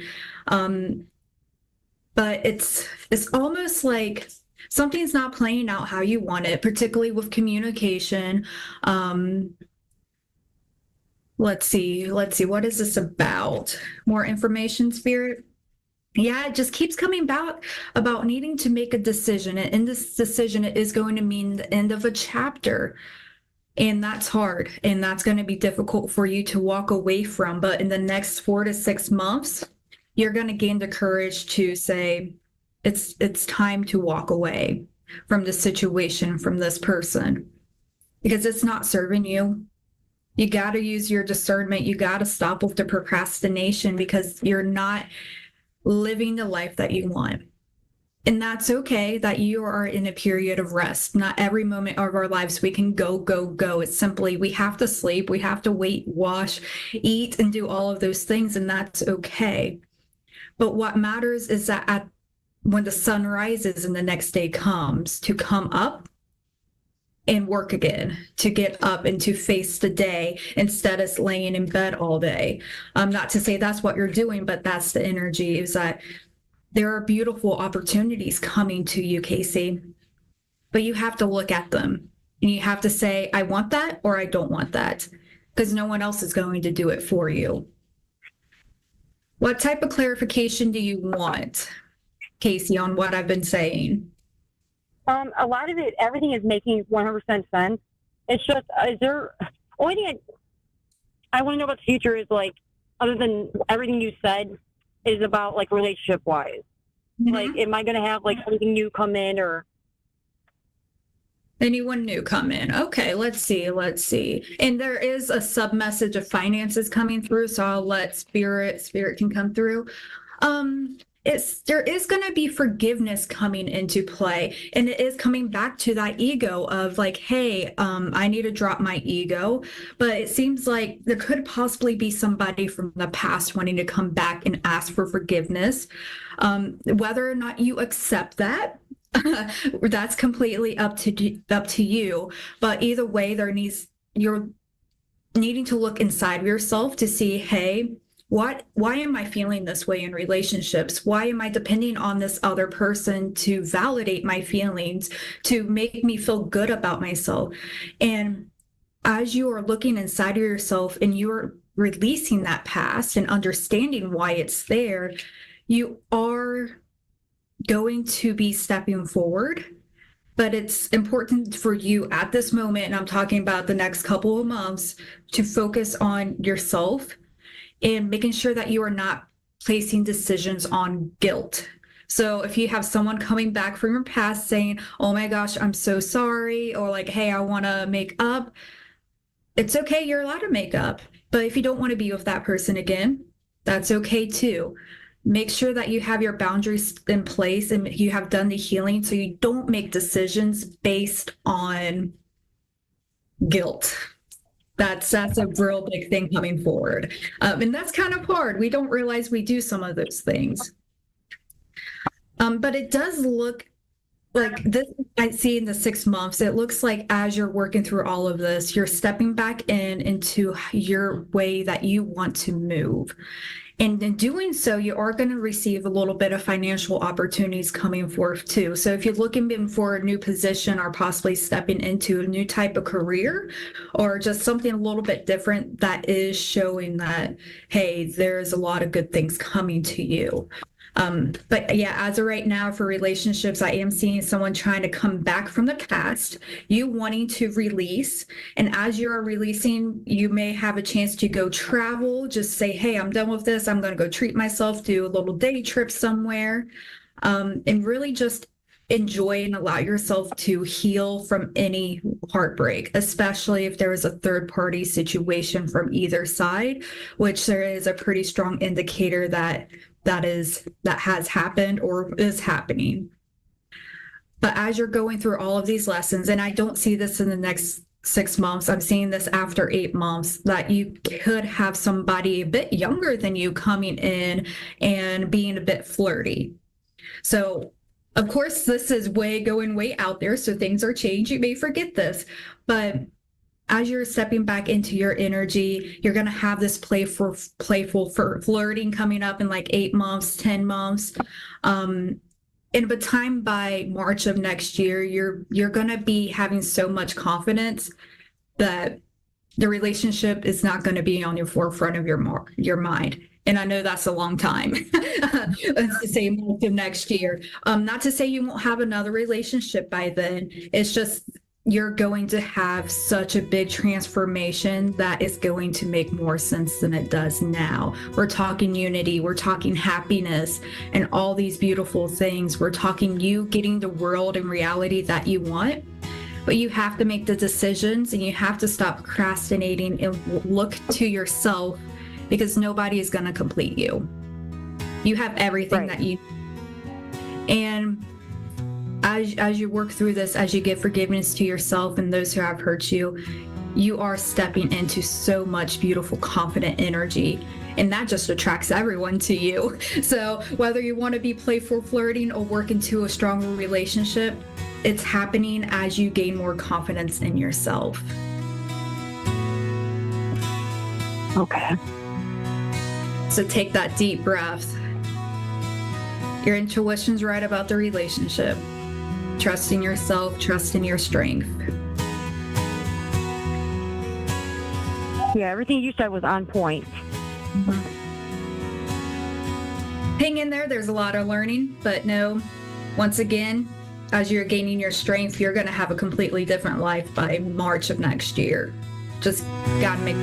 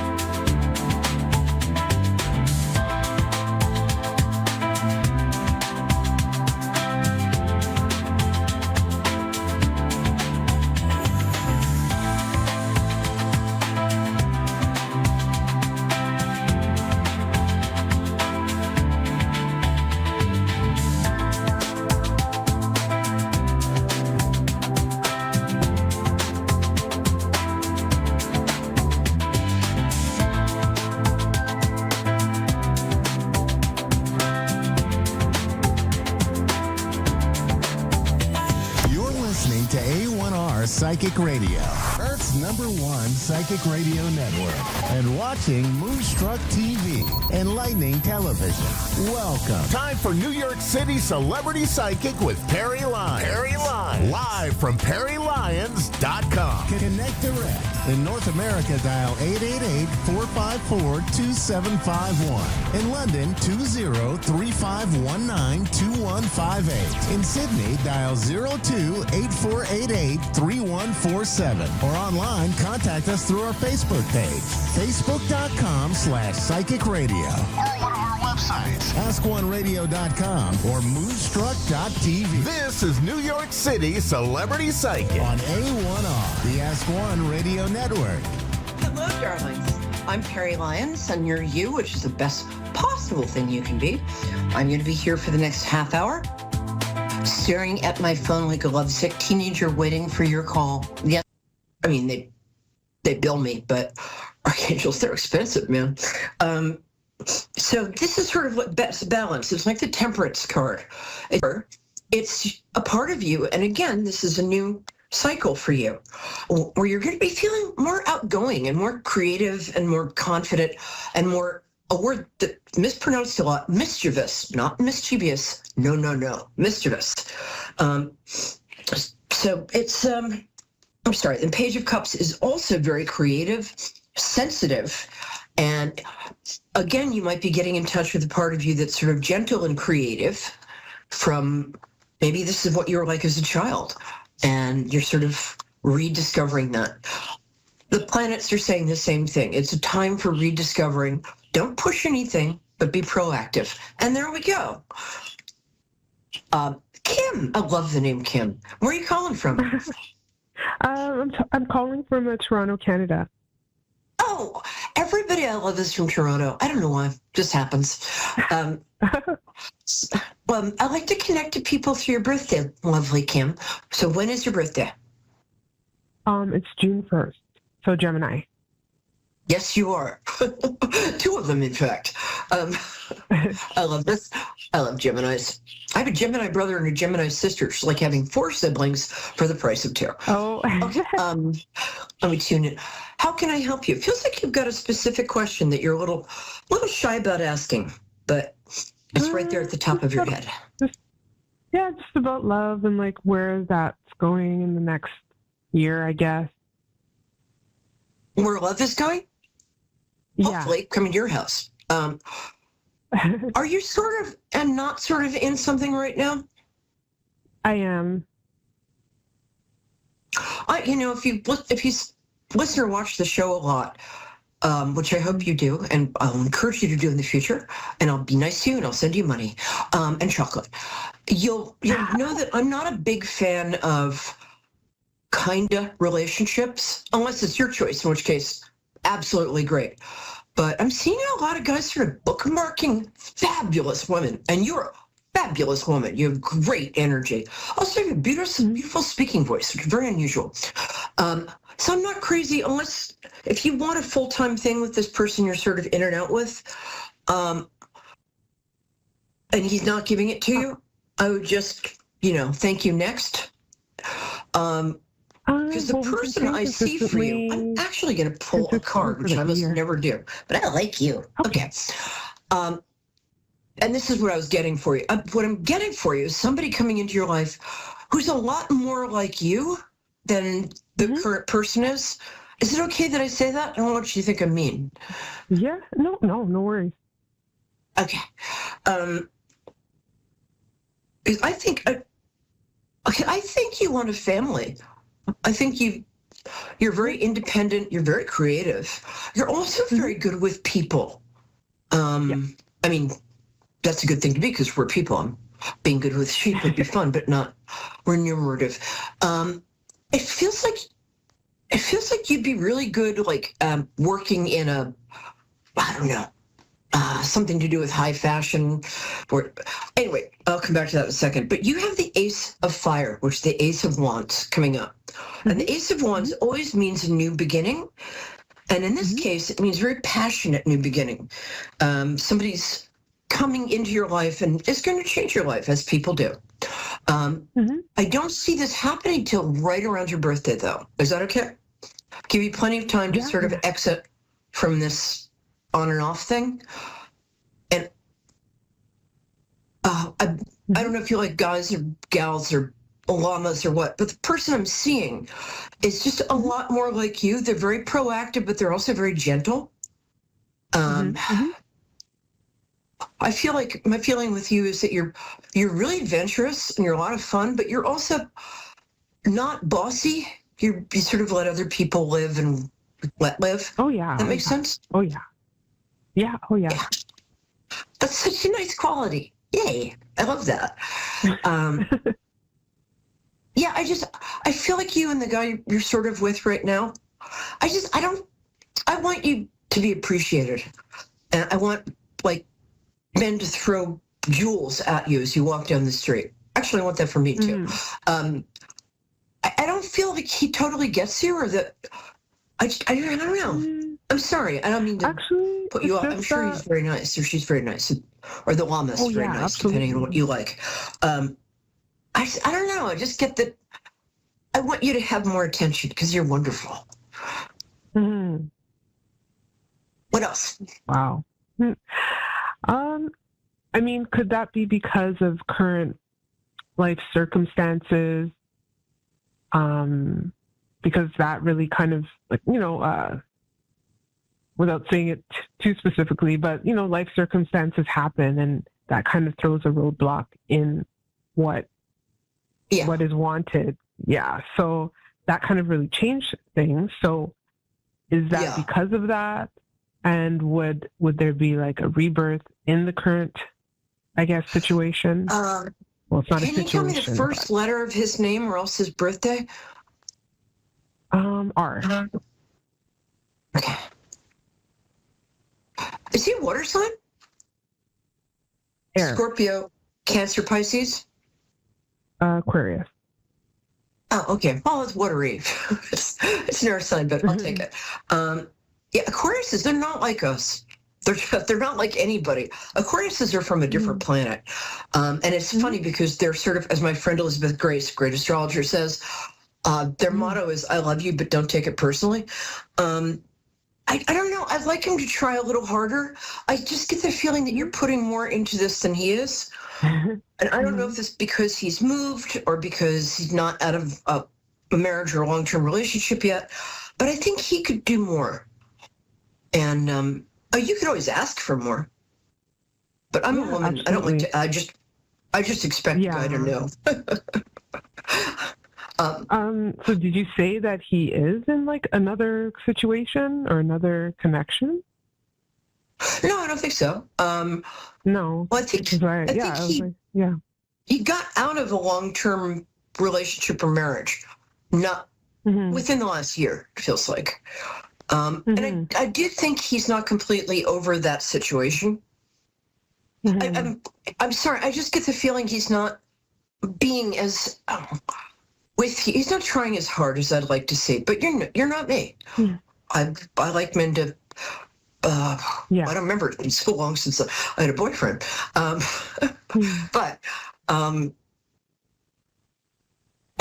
don't know. I will say that whatever is happening right now, and the circumstances did make things difficult. I'm absolutely with you in that. But whatever is happening, somebody's coming along around your birthday, maybe 3 days after. I'm going to get that specific. And I think that's going to make up your mind for you. So stay in this as long as you want. Use it to figure out what you want and what doesn't work for you. But I really think somebody's coming along who's just like, oh, like that. Except maybe not a soprano. I do. Okay. Anything else? Is work going okay? No. I have a few new things that I'm working on, like building online communities in my field, in the creative field, and day trading, and just learning day trading. So just different things, all digital. Oh, that's great. I want to be part of your online community. Are you in is it and Kenny, I'll be with you in 1 minute. I love my callers today. Thank you, love. Is it something sort of both science and arts, if that makes sense? Yes. Okay. Damn, I'm good.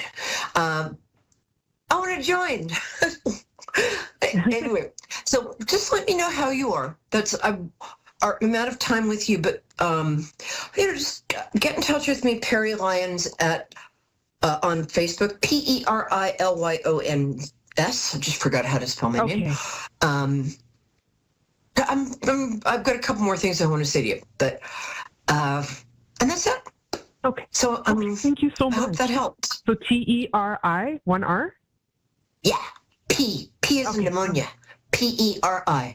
Oh. And then my last name is Lyons. LYONS. Okay. Woohoo. Okay, perfect. Thank you so much.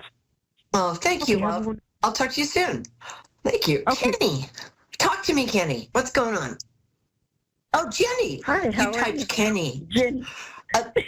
These are like my two favorite names. I love the name Jenny and I love the name Kim. How are you, Miss Jen?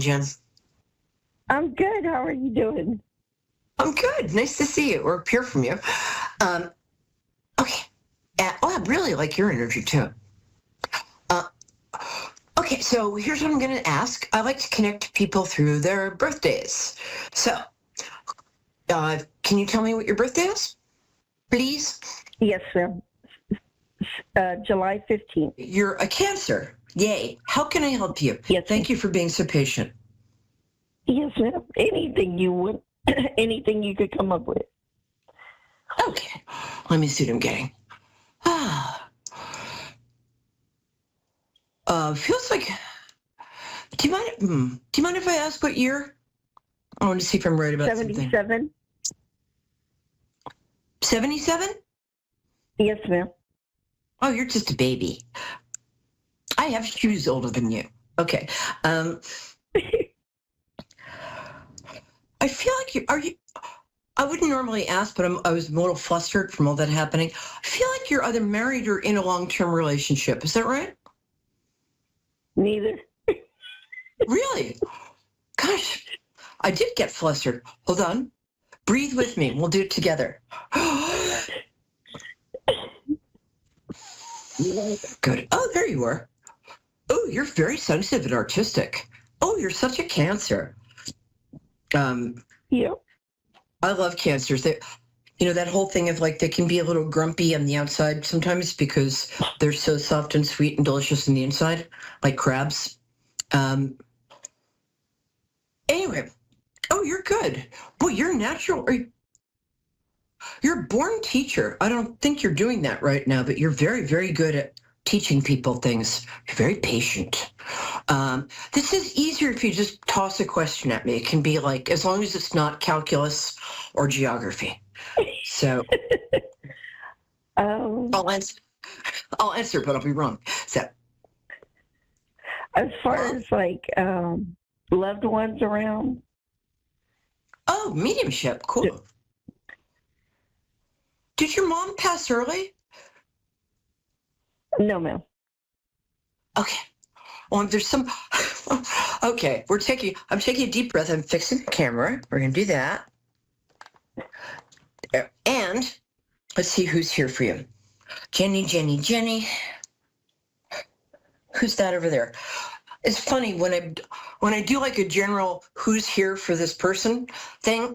It's usually people who come through first are almost never like the parent or the people you'd expect. It's like the great aunt at the back of the room who'd been waiting for a chance for somebody, to get through. I actually do feel that the person I first got, who's an older lady, I'm an older lady. Did your mother have a sister who passed? You have an aunt?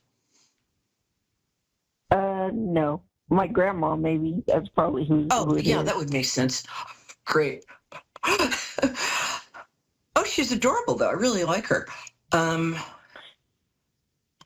also feel like you have, I hate to say this, either a brother or somebody who's sort of brother-like on the other side. Well, not on the other side. He's in my living room right now. He's kind of tall. They present at both the age they passed at and at 30, so sometimes it gets a little I don't know who this guy is. Pretty sure he's either a relative. Who is around you past a little younger who's a guy who is, God, I think he might have died in a car accident, motorcycle accident. Okay, is that ringing any bells? No, ma'am. Okay, I'll keep going. I don't know who you are, but, pull up a chair. You can't stick around, though. Not you, him. I've got your mother's mother, and I've got your, wow, they're very different. And your father's mother.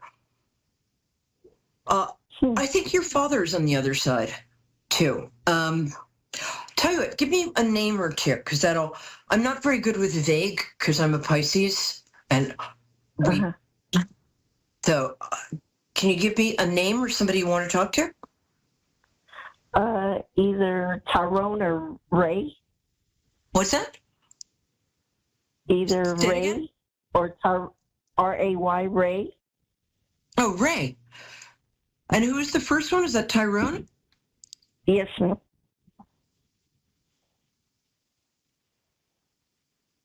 They know each other? Huh. Yeah. Okay, I'm not sure I'm getting two guys here. One has a lot of swag. He's like, like that. The other's more serious. One is shorter, one is taller. Do they know each other? One is probably went to school together. What's that? Yeah, I think they went to school together. Oh, there you go. Yeah, because they're about the same age. And it feels like one passed of semi-natural causes and one passed accidentally. Yeah. Okay. That's true. Hold on. And you had one of them. Okay, there's a catchphrase with one of them, like, it's not like, how you doing, Toots? But one of them, I think it's Ray, is more playful and more sort of mock flirtatious with you and would, what's that? And would call you, what? No? Yes? Yes. Yes. I don't think he said toots, but I wouldn't be surprised if he called you doll or babe or something sort of 1940s. Hey, babe. The other is more serious. I think the taller one was in love with you. I'm very sorry if they passed because they're adorable. One of them has been trying to get to you to tell you something. Which one is it? The other one's more serious. That's Tyrone, right? No, opposite. Yes, you're right. Sir, you're going to speak up. What? Yes, ma'am. Yeah. Okay. He's more serious. I think he was in love with you. I'm not sure if I'm right, but yes. Sorry, my producer's trying to say something. 30 seconds. Okay. Well, they're both here. One's flirtatious, one's serious. One was in love with you. One just adores you, but kind of not in that way. And they both say, okay. One of them is telling you to go to, wants you to find some unclaimed funds. And the other one is telling you to go outside and have more fun. You're being too serious. Do you guys ride bikes or something together? Skates? He's a lot more outsidey. Yeah. And the other one is telling you not to, something you're worrying about that he's telling you not to worry about. It feels like it's financial and who isn't? But that's going to be fine, and it's going to be fine within 2 weeks.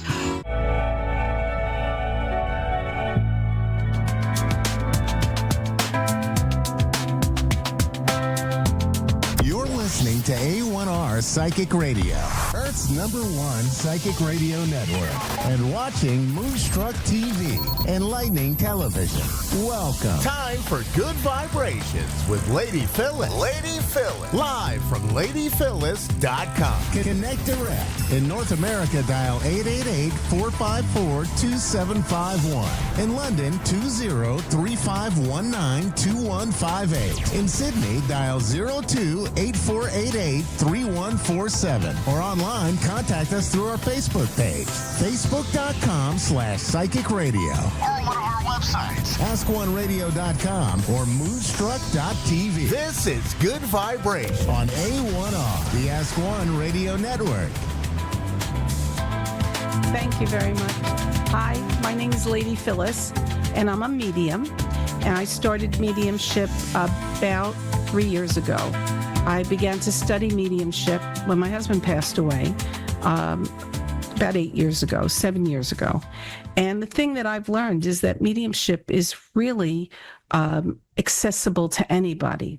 What I've learned is you don't need a gift. There are people who are gifted that they learn mediumship from an early age. They start out, they're in contact with the other side. They have this ability. But I think we all have the ability. And then when we're born, our parents come in the room when we're busy talking to spirit or we're doing something. They come in the room and they tell us that's your imagination. And slowly that third eye over here crusts over and we kind of lose contact.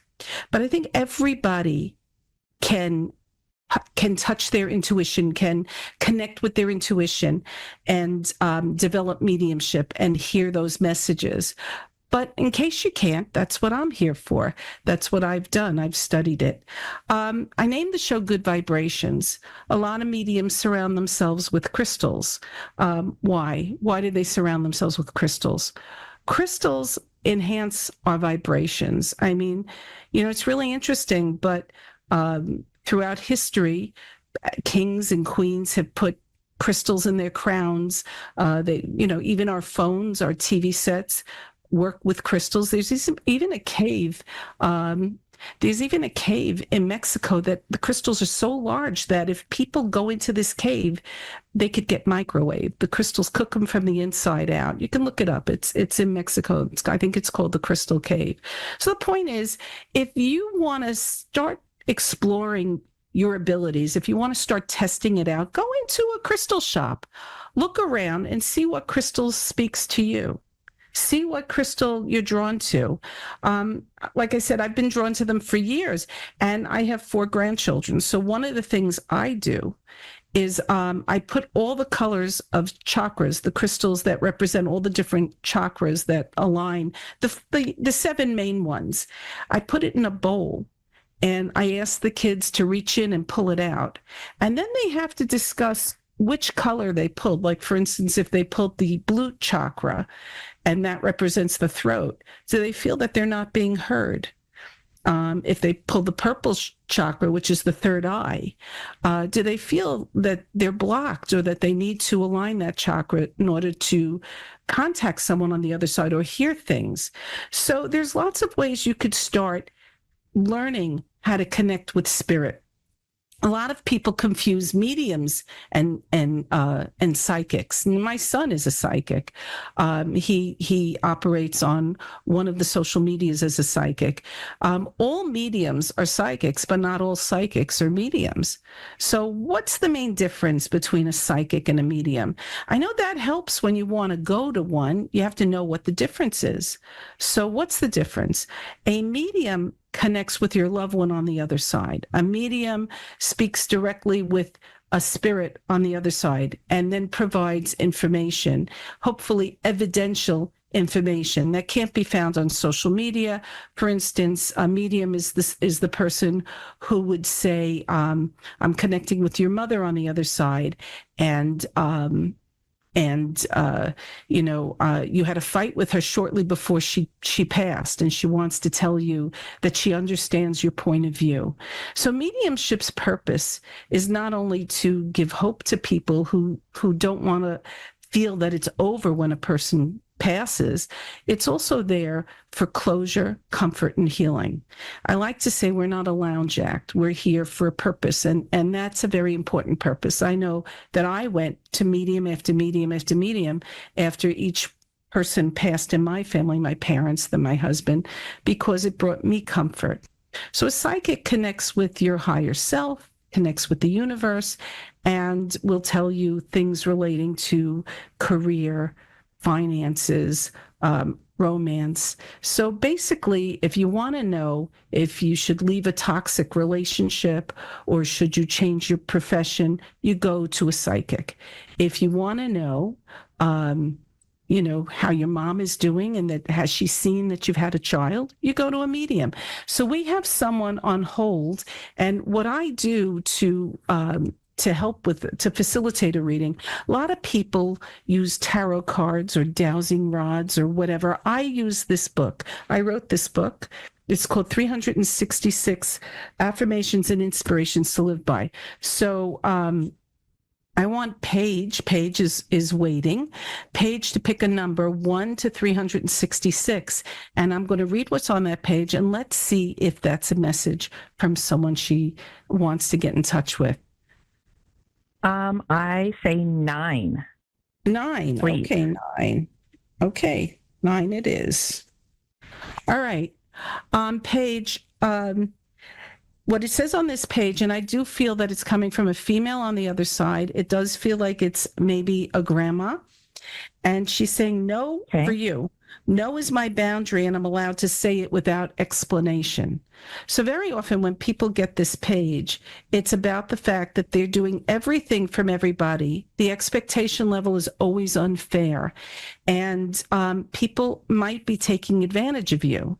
So this person on the other side is letting you know, set up a boundary. Don't be afraid to say no, and you don't have to explain why. Friends will understand, enemies won't listen. And what they want you to do is to protect yourself. Does that resonate with you? Yes, actually it does. Very much so. Yeah, it's really strange. I wrote the book in one day. I use it at the conclusion of most of my readings. I do read it on social media. I ask people to just put in a page number on social media. And it's really astonishing that it does resonate. Do you have any other questions? Yeah. No. Does this grandma have anything else to say to me? Are you going through a major change in your life now? I feel like it doesn't have to be a romantic relationship, but is there some sort of change going on in your relationship? Yes. And is it romantic? In other words, are you separating from someone or reconsidering? I went through a divorce. Okay. What I see is there was a lot of turbulence. And I still see that it's a little bit rocky, but in other words, not rocky that it's difficult, but rocky with what do I do now? Do I go this way? Do I take this job? Do I move? Do I this? Do I that? And what she's saying to you is what I see is that it's going to smooth out. What I see is usually smooth waters. So that tells me that you're coming out of something that was, and you stayed longer than you should have. Did you stay longer than you should have?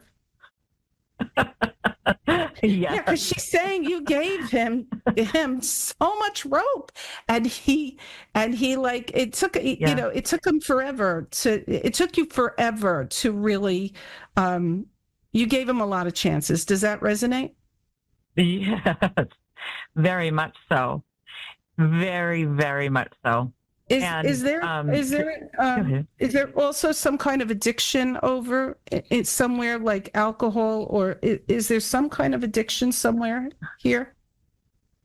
In this grandma, I believe, is my boyfriend's grandma, and my boyfriend had an addiction, and my ex-husband had an addiction with alcohol as well.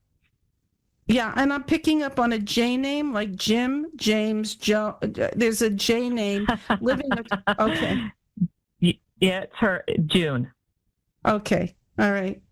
And what she's doing is she's taking a dish rag, a dish rag.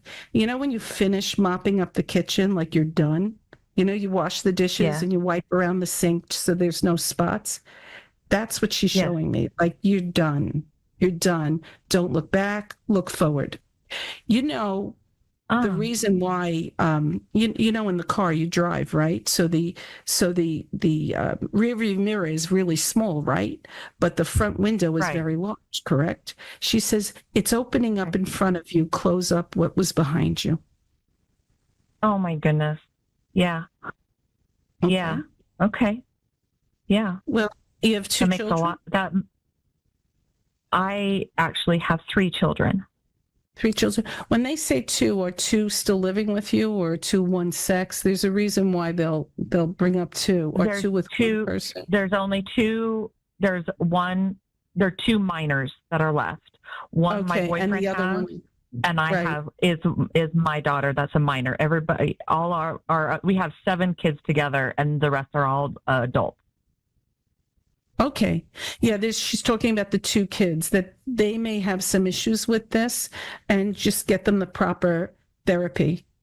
Okay. Okay. And so that my makes guess sense. is she's talking about the 2 that are left. So make sure that they're speaking whatever's important to them. Okay. Okay. Oh, okay. Perfect. Yeah, that's good to know. Well, it was nice meeting you, and I wish you good luck. Okay, thank you very much for your time. I appreciate it. You're welcome. Bye-bye. Before we go, I just want to say Mother's Day is coming up, and my sons bought me a great gift. Mom, I want to hear your story. And the reason why they bought, and you could buy any book like this, very often when I do a reading, most people, especially with the younger crowd, will say things like, I don't know what my grandmother's name, I don't know what they did for a living. I don't know. And it's really hard to validate information. So pick up a book, write it, and if you don't have a book, you could write it in a Google document. That's what I did. I wrote our family history, everyone's names. I put it all down in a family history for my sons and their children and their wives to access, so they wouldn't say, I don't know, when they go to a medium. Well, it was nice meeting you. I hope you enjoyed my good vibrations, and we'll see you again next week.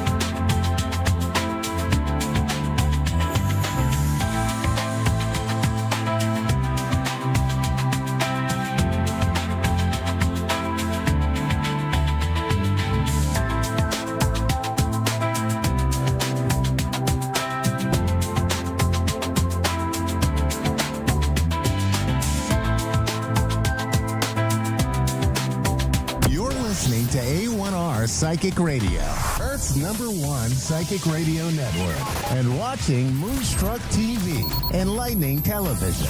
Welcome. Time for Energy Intuition Transformation with Sue Williams. Live from holistic-health.au. Connect direct. In North America, dial 888-454-2751. In London, 20-3519-2158. In Sydney, dial 02-8488-3147. Or online, contact us through our Facebook page, facebook.com/psychic radio. Or one of our websites, askoneradio.com or moonstruck.tv. This is Energy Intuition Transformation on A1R, the Ask One Radio Network. Hello, beautiful souls, and welcome to my new show where I will share how I use sacred energy direct from source, along with my intuition, to create positive transformations in humans and animals. My name is Sue Williams. I'm from Australia, and I'm so excited to be here with you today. Now, I do a number of different things in my holistic modalities. I'm an intuitive energy healer.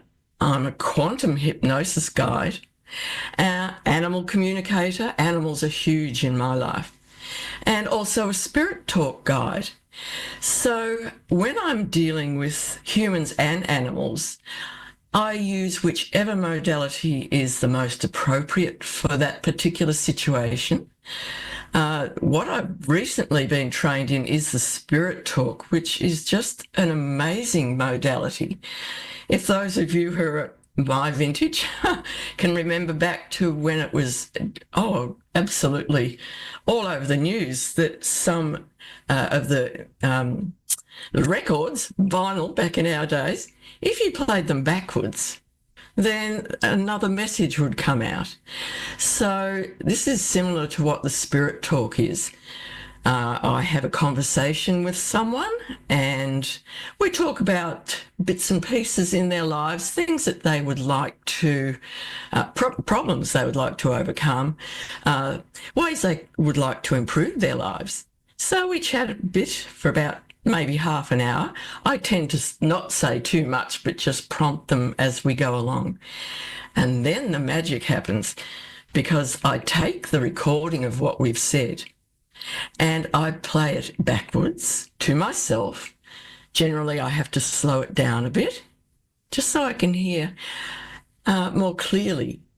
But as we go along, oh my goodness, the things that are revealed, the words that come through from, well, we call it spirit talk. So it's that person's spirit. Perhaps if we look at it a little bit more logically, it could be their subconscious coming through, relating things that the person may not want to reveal, or they may really want to reveal, but they don't have the words when they're speaking normally. And then I get back to the client, reveal what's been said, and I show them, well, this is what you said forward, but maybe your real intention is what has come out as we speak with this backward recording. I chop it into little bits so it's very easy for them to listen to, and it is just amazing. And then, of course, the final part of this whole process is for me to create a meditation based on what has been shown in that particular client's sessions. We do a number of them so that we get feedback and we refine what that person really does want to have in their lives. And the meditation then reinforces that. And it's just an incredible modality. But the even greater thing is, because I am an animal communicator and also an animal energy and bodywork practitioner, the horses, well, I mainly work with horses, but also dogs, cats, any animal whatsoever, I can use this incredible modality to give them a voice.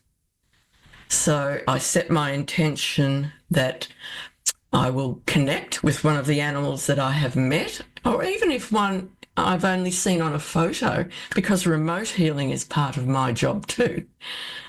But I do channel that particular animal.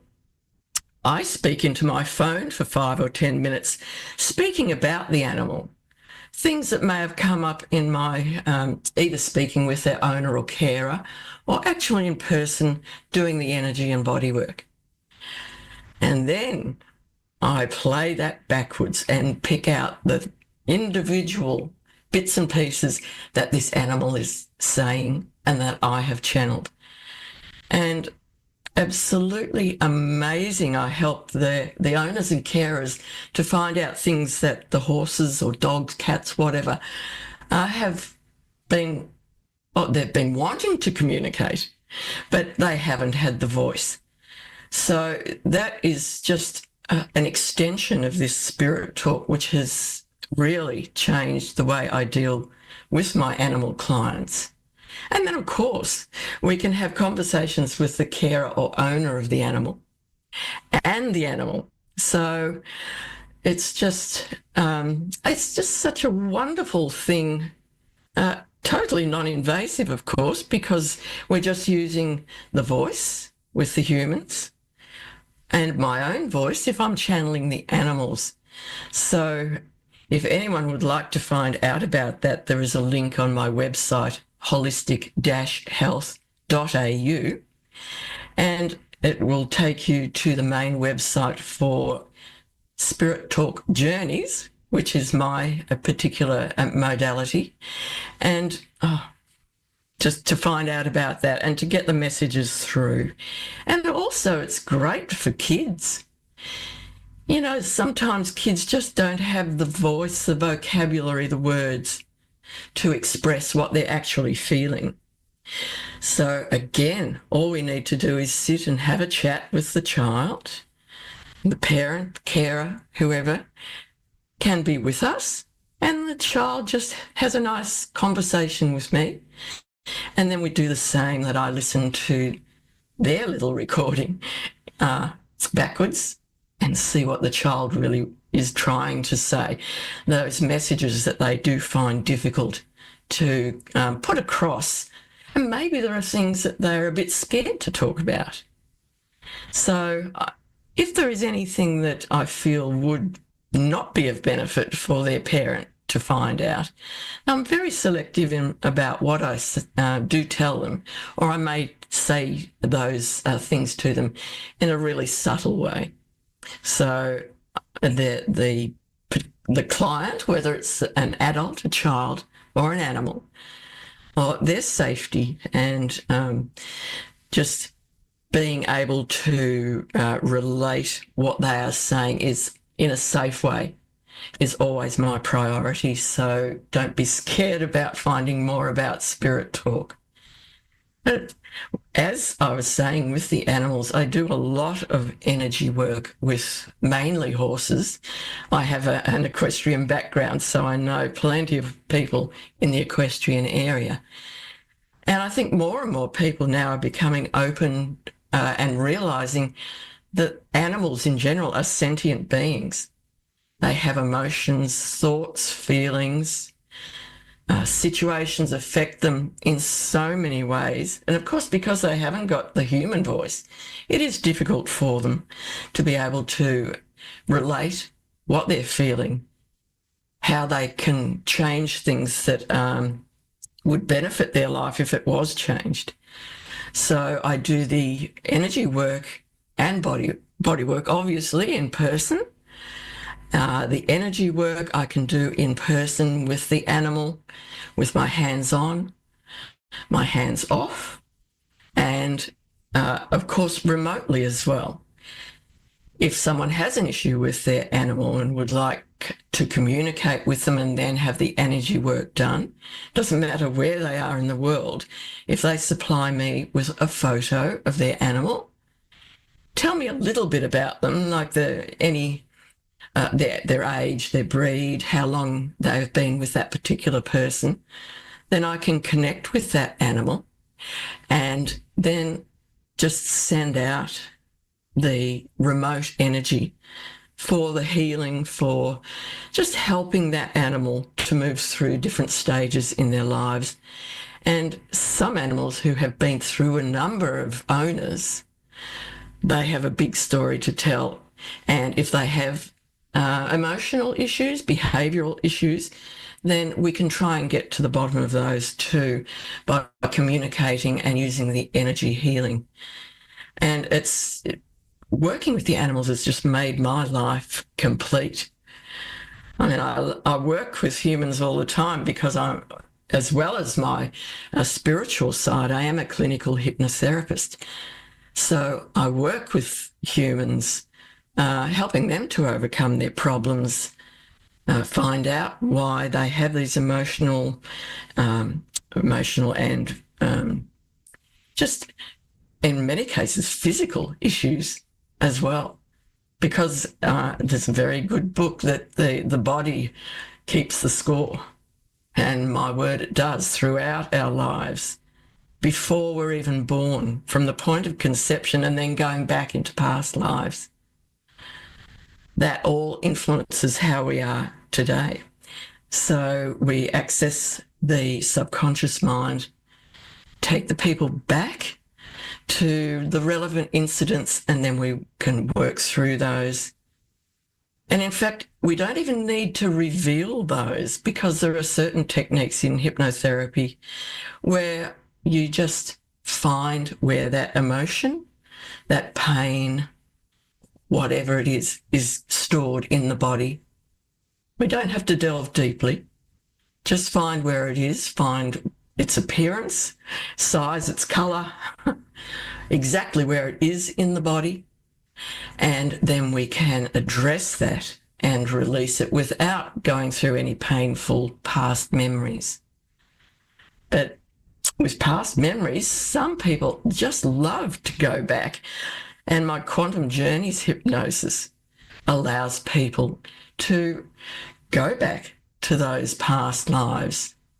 And not only past lives, but future lives, because we believe that everything that has ever happened and ever will happen already has. So we can look to the future, and if necessary, we can make subtle changes that will mean that that lifetime is better than what it may have been. And parallel lives. A lot of people haven't heard of parallel lives, but we also think that there are an infinite number of lives that we are living at the very moment, because time in the quantum area really is irrelevant in many ways. So people who come to me for quantum journeys hypnosis also can do that. They can access past lives, future lives, parallel lives. They can meet their guides, their helpers, family members and friends who may have passed over. In fact, so many people that they can connect with as they go through the quantum hypnosis journeys. So if any of these things that I've mentioned today are of interest to you, go to my website, holistic-health.com. which is the central hub for all of my modalities, and just click on the relevant link and it will take you to a standalone website which will give you all the information on that particular topic. So I look forward to speaking with you in the future over the next few weeks and beyond, and certainly contact me through the website if you have any questions. So have a blessed week, and I hope to catch up with you soon. Bye for now.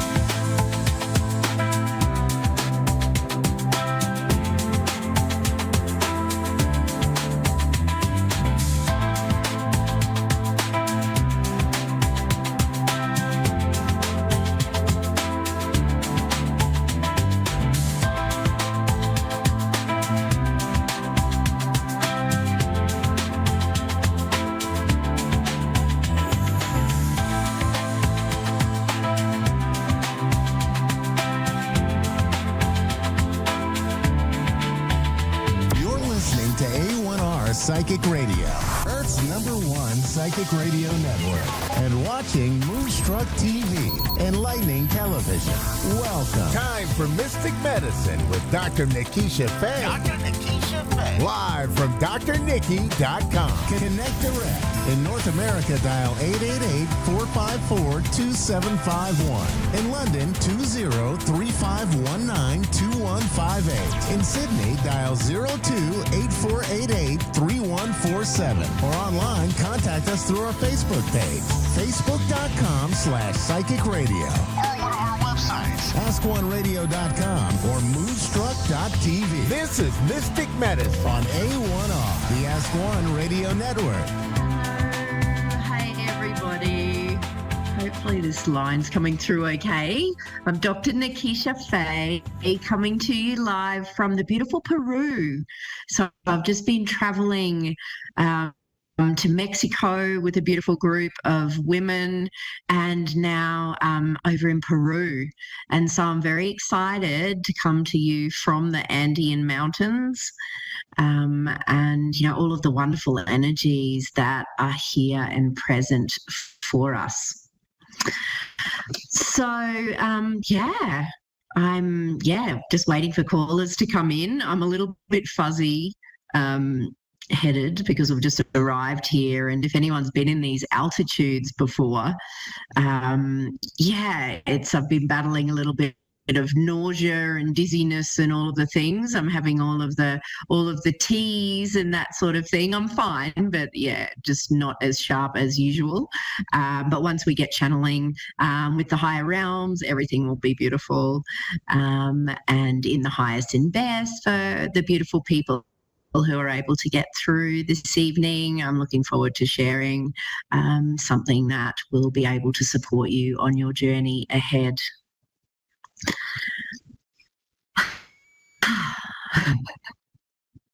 All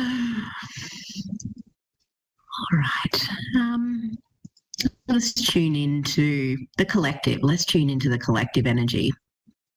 So for the people who are listening to this at this time, I'm feeling a level of stress, actually. It feels like what happens when I sense stress in people is that there's like a distortion of energy that's happening around. And I know that's probably a lot of the collective a lot of the time. And, if you listen to some of my earlier shows, I shared about how we can calm the nervous system with the breath. And it really can be as simple as slowing down your breath. When they say count to 10, count 10 breath counts, it literally moves mountains, because what happens is when we tune into our breath and we start following the breath, not just counting the breath, but feeling your breath and following your breath, that it stops the mind creating more reasons to stress. And so just breathing into that, if anyone who's listening to this or listens back on the recording is feeling stressed, it's a really beautiful, simple technique that you can use to help to calm your nervous system, is really just feeling into your breath and follow your breath for 10 counts, slowing it down, noticing how it feels, and you'll literally feel your energy shift while you stay connected to your beautiful breath. All right, so we have Jade in Alberta. Hello, Jade, are you there? I am. How are you? Hello. Hello. Yeah, I'm good. Getting used to altitude. Hello, can you hear me? I can hear you. Can you hear me? Yes. Did you have something you'd like to bring forward today? whatever the spirit realm wants for me. Cool. All right. So just give me a moment while I tune into your energy. And so what I'm being interestingly directed into is your navel, your belly button. And so the belly button is that connection, but what they're giving me an awareness of is your connection to the universe. And so why it feels that it's coming forward is that you know that you have a connection to something greater than yourself, but it feels like there has been like some, not severing's a bit of a severe word, but what I'm seeing is the cord, your umbilical cord into the universe, it's opening into the universe, but it's like got like pieces missing out of it. And it feels like the pieces missing out of it are related to your disbelief. So your disbelief that you are actually connected to the greater reality, to the universe.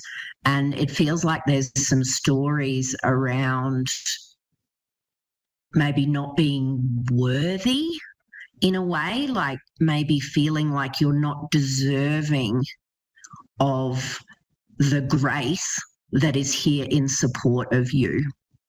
Can you resonate with that?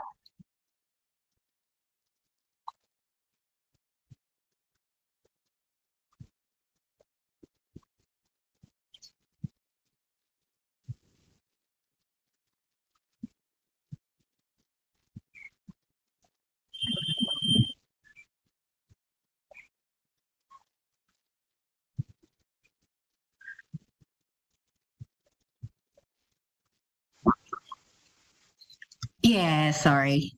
I think we've just lost her there for a minute. We're just trying to get Jade back on the line. Yeah, there's a slight delay here. I'm up in the mountains. There's probably something going on with this interconnection. I'm not quite sure what's happening there. But, one thing that to know, if you do listen into these types of transmissions, that there is often a lot of interconnection between us as a collective. And so even though a reading might be for somebody else, it may be relevant to you as well. And so if you're feeling irrelevant, then it is here for you too. All right, Jade, did we get you back again? Hi. Are you there? Yes, and the connection sounds so much better this time. Ah, okay, yes, very good.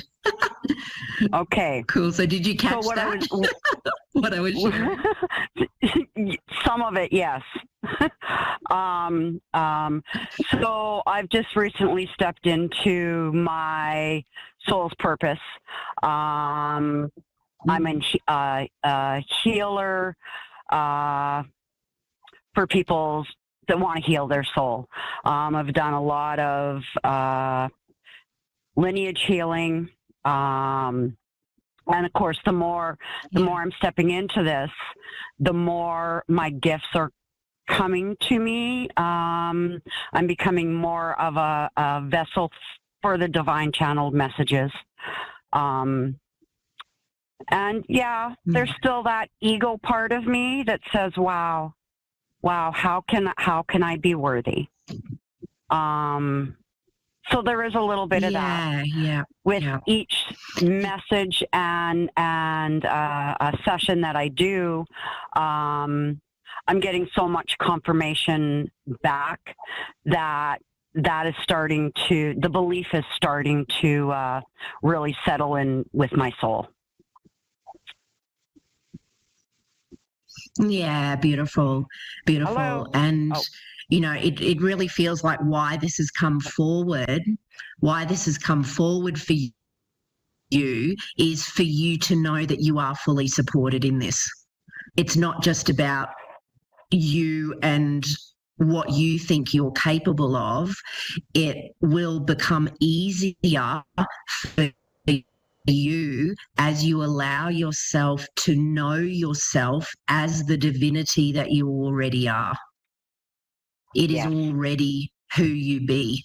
It's not something that you're trying to become as such.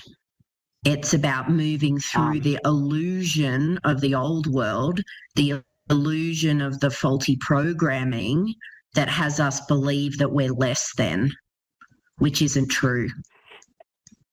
And so the more you allow yourself to transcend those old limiting beliefs, the more that will be available for you to be able to support your clients with. Right. Okay. Yeah. And so a beautiful way. So a beautiful way to do that is to connect in with your inner light. You probably do that already. Do you have ways that you connect in with your divinity? Oh, very, very much so. During my own healing journey, I was directed to create a sacred spiral, which was all about what I thought was my own healing. But I think what I've done is I've created a portal for collective healing for who's ever drawn to my energy. That what I've created was not really meant for me. I needed to do it for me, but only so that I could totally open up to my divine self, to give the message that our divine creator wants everybody to have. Yeah, 100%. And, this is the beauty of this earth work that we're here to bring through, is that awareness that we're already that, but the awareness too that it is for everybody, because we are a collective. Like any bit of work that we do on our own faulty programs helps to loosen the bind of that faulty program within the entire collective. And so keep going. You're doing amazingly. I have a lot of people say, thank you. Yeah.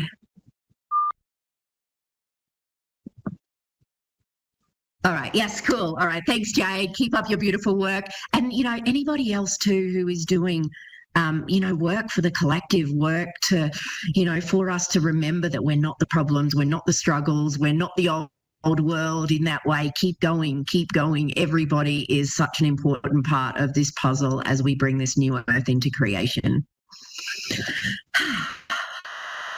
So good.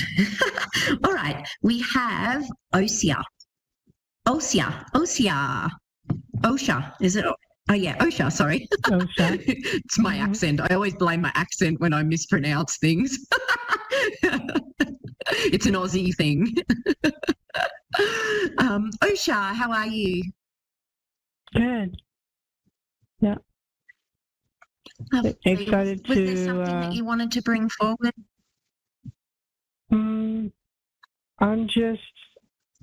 I was going to talk earlier that I feel stagnant, and and then I remember, well, you're choosing to feel stagnant, so just working out of that and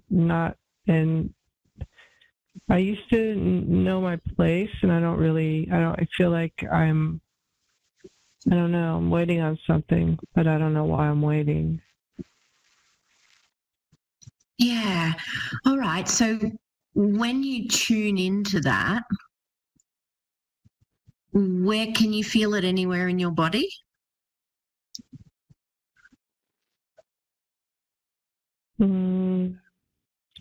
Yeah, mostly where, like in my hips, where in my lower back.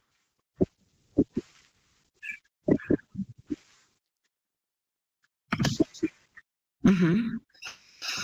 Yeah. And so when you tune into that a little more, what's deep in that for you?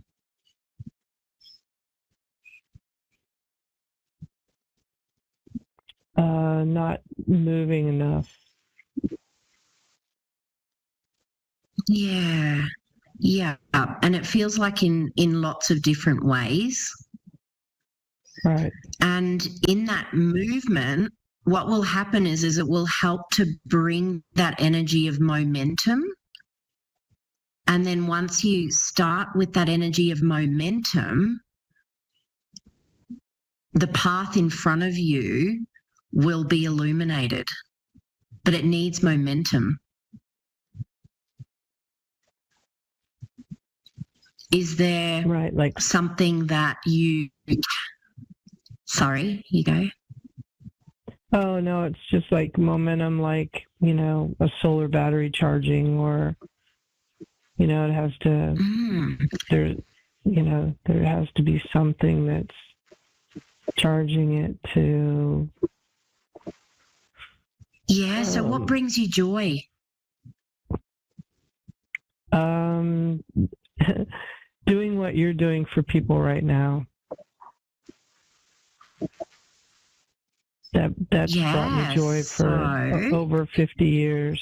What is there, a barrier, or what's there? I could kind of tell, because usually I read and it was like, no, it was for me to ask you to read because you know the answer to this. That's why I'm not telling you, because you know the answer.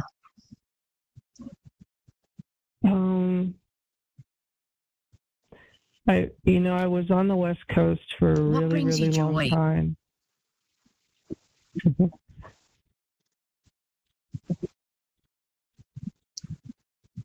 Helping people. Yeah. Sharing. And so is there... And yeah. And what do you feel?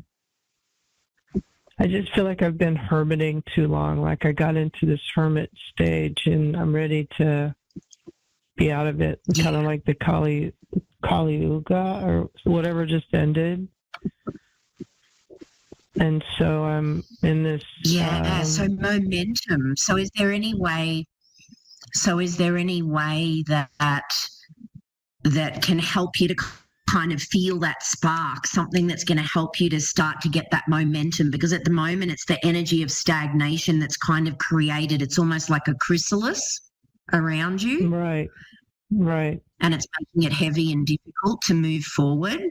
And so to be able to find something that ignites you, so something that would really help you, anything at all. That's why I picked joy, because joy is always like, people will be like, oh, I love to go to the beach, or I love to, I love to go dancing, or whatever it is. I'm having a drumming for you that could help to ignite.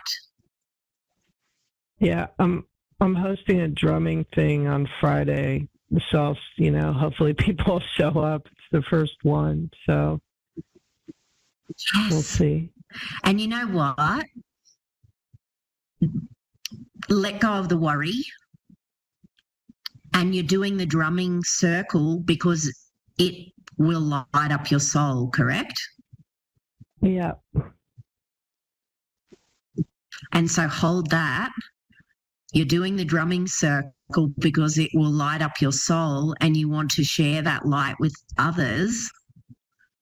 And this is the magnetic. This is what people come for, that energy, not the energy of, oh, I hope it works, or maybe it won't work, maybe it won't be any good.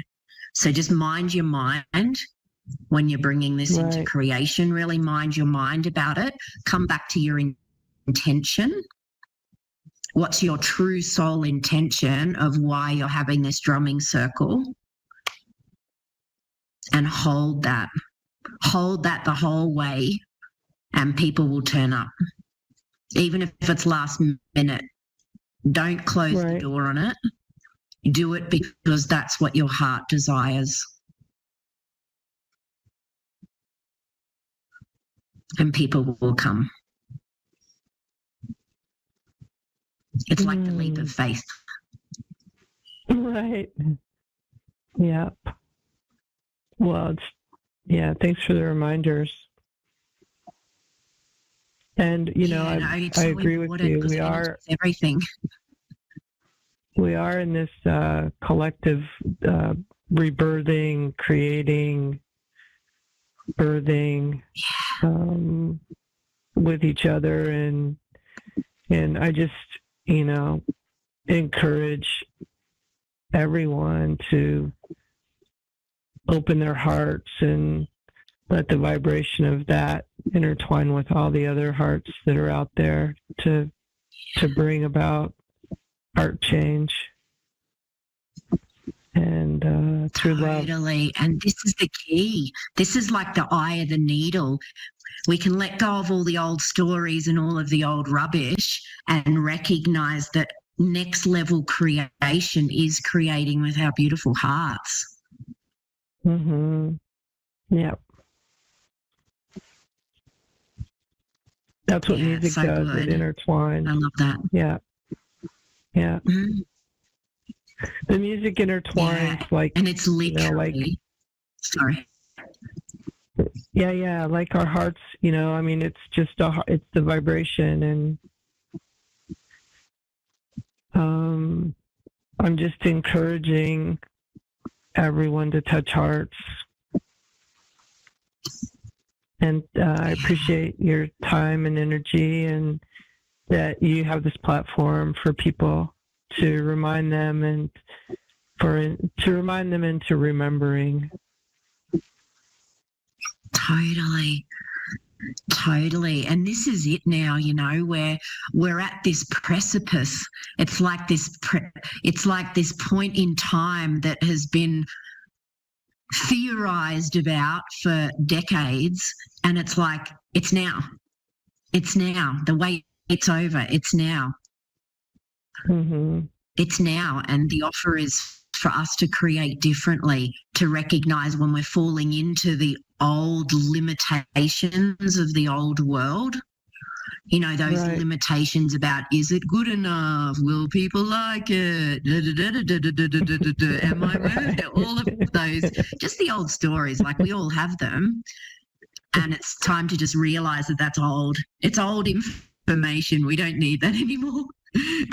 In fact, it's keeping us plugged into the old world. And so it's really about that, really allowing ourselves to let go of that and lead with our hearts no matter what. It doesn't matter about who's going to show up, what's going to show up, what's going to happen, blah, blah, blah, blah, blah. It's like when we lead with our hearts, with trust and faith, the magic happens. And there's so much telepathy happening right now as well. So that's really also important. Yeah, definitely. Is to be able to speak directly from the heart with the eyes. So, yeah. And it's just such a beautiful example. I've just turned up to Peru, and I'm sitting here, and I said to Dave, the beautiful man who looks after these shows, I said to him, look, I'll just take callers, because usually I do a wisdom chat, and it was like, no, look, I'll just take callers and just be open. And both of you beautiful women who turned up are doing this level of work, and so we're having this beautiful high-level conversation that, is going to benefit so many other people who are doing this work as well, who are going to tune into this transmission. So thank you for calling in. I love how it all aligns. So good. Yeah, and bless you in Peru.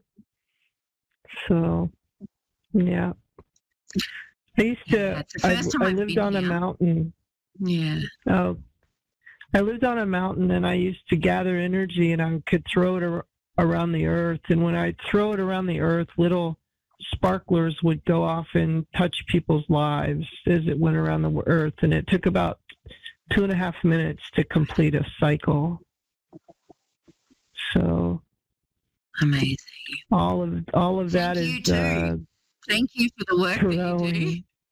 Thank you for the beautiful collective healing, because it's all important. And we're all playing such an important role. Even those of us who don't think we're getting anywhere so far, we really are. It's like every intention is sending out ripples in every moment. Mm-hmm.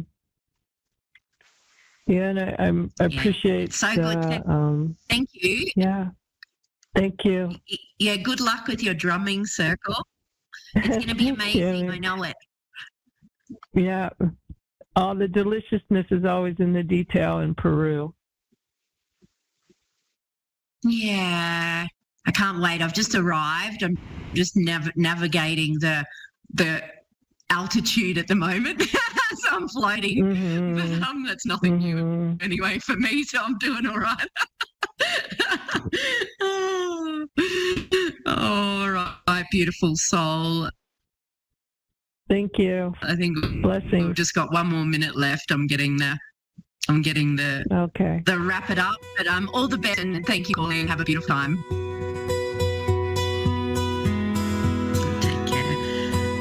Yay! If anybody else is on, call in next week.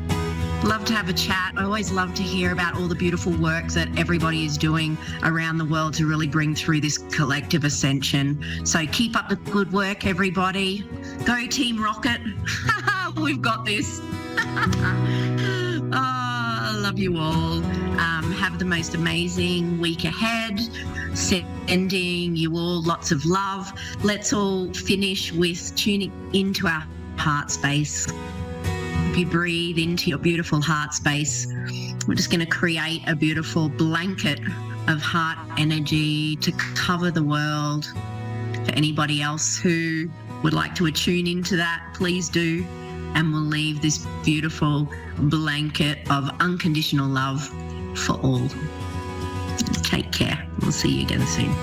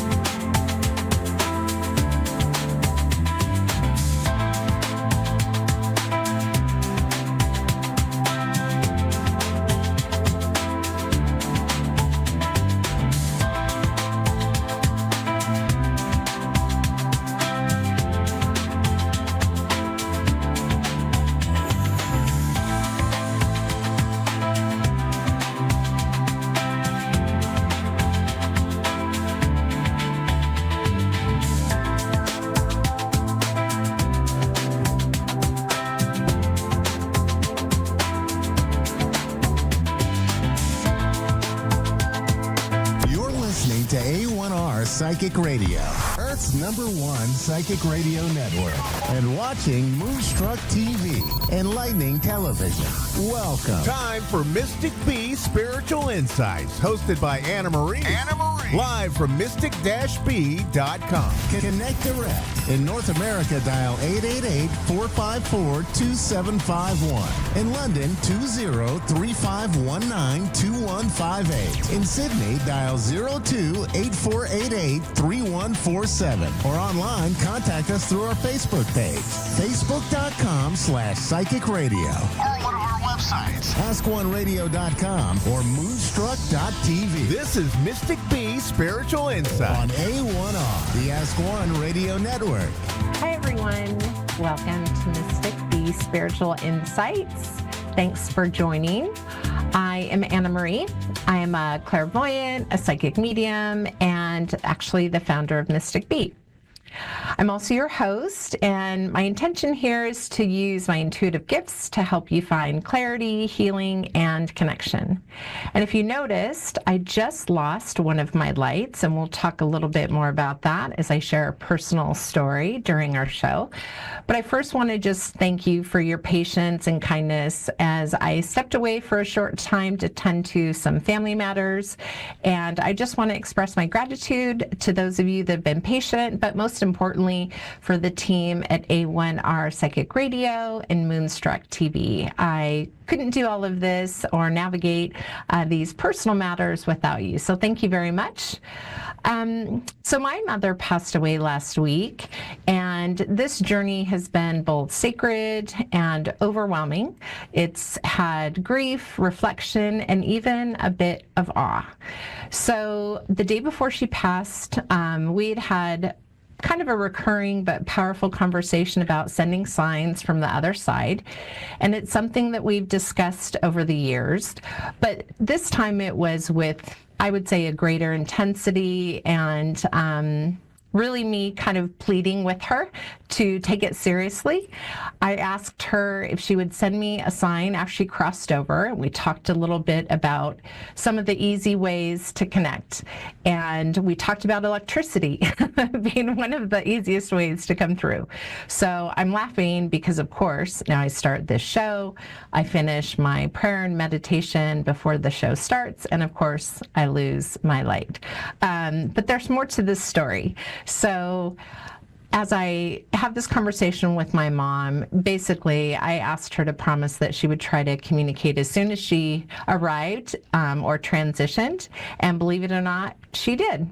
So my hope in sharing a little bit more of this personal story with you, it will help us all be reminded about these moments. There are these messages, signs, and just synchronicities in life that they tell us our loved ones are still here.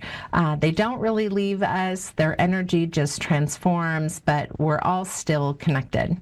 So I'll share a little bit more of the message. So before she passed, as I mentioned, we were having this conversation, but she had passed, so I had to resume packing and cleaning in her apartment. I was working in her music room, which is a space that she loves. It has all of our musical instruments, a lot of creativity, and certainly a lot of energy. And as I was working, I heard this strange noise in her apartment, and I thought I had tripped an alarm. I didn't know if it was a carbon monoxide detector or something from the water heater. So I'm trying to navigate through the apartment and track it down. I end up in the bathroom, and strangely, her electric toothbrush had been sitting on the counter and just started buzzing. So that was the noise. So I'm looking at this toothbrush. I, of course, took a deep breath, but I knew immediately it was my mom.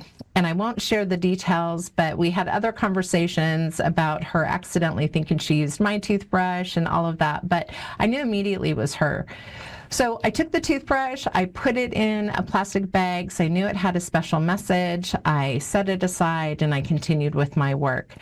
Later that afternoon, I hear a noise again, and lo and behold, inside this plastic bag, inside the plastic tote, this toothbrush is buzzing again, but now it's lights, I'm turning it off, it's going back on. So really just encouraging for me, and it became pretty comical. So I just want you to know that whether it's a flickering light or a repeating song or some sort of vibrating toothbrush, just know the energy that matches you, your intuition, you'll know what the sign is, you'll know who it's from, and just embrace it and know that our loved ones are always still with us. So I was able to record some of this on my phone, so I'll be sharing that video on my Mystic B Facebook page tomorrow. So now let's redirect some of our energy and connect with Kiki in Boone, North Carolina. So Kiki, do I have you on the line? Yes, you do. How are you? I'm just super. Thanks, Anna Maria. Oh, great. It's nice to have you. We appreciate you tuning in. I want this time to be meaningful for you. So generally, I like to ask Kiki if you have a specific topic that you wanted to drill in on, or if you'd like a general reading. I think a general reading. Thank you. Okay. Let me see what kind of energy I can get. Sometimes I'm just tuning in, getting your vibe. I don't know why I'm picking up on mom energy around you also, Kiki. I don't know if you're close with your mom or if you've had your own encounters with your mom, but I'm getting some maternal energy. I'm also getting... About 14 I'm sorry, years, go ahead. Probably. My mom's been gone about 14 years. Okay. So I'm getting... I'll say this. One, I'm getting the maternal energy, and it may be also because I was just speaking about my mom. But I also have this, I'm going to say, temperamental personality, and it feels then masculine. So I have first the mother energy, then I get the masculine energy. So has your father passed also? Yes, he has, but that describes him perfectly. Okay. Yeah, it just feels like, he was like the epitome of the grumpy old man, if that makes any sense. Yes, it does. Okay. But I will say in his own way, really devoted to family, just at his core, the hard work and the contributions that he tried to make for, I will say, the family's reputation. And I'm not sure what that really means, but I feel like you understand what it means, that there were things that he did that was really important, that the family have like a certain brand or a certain reputation within the community. But, he may have been fickle.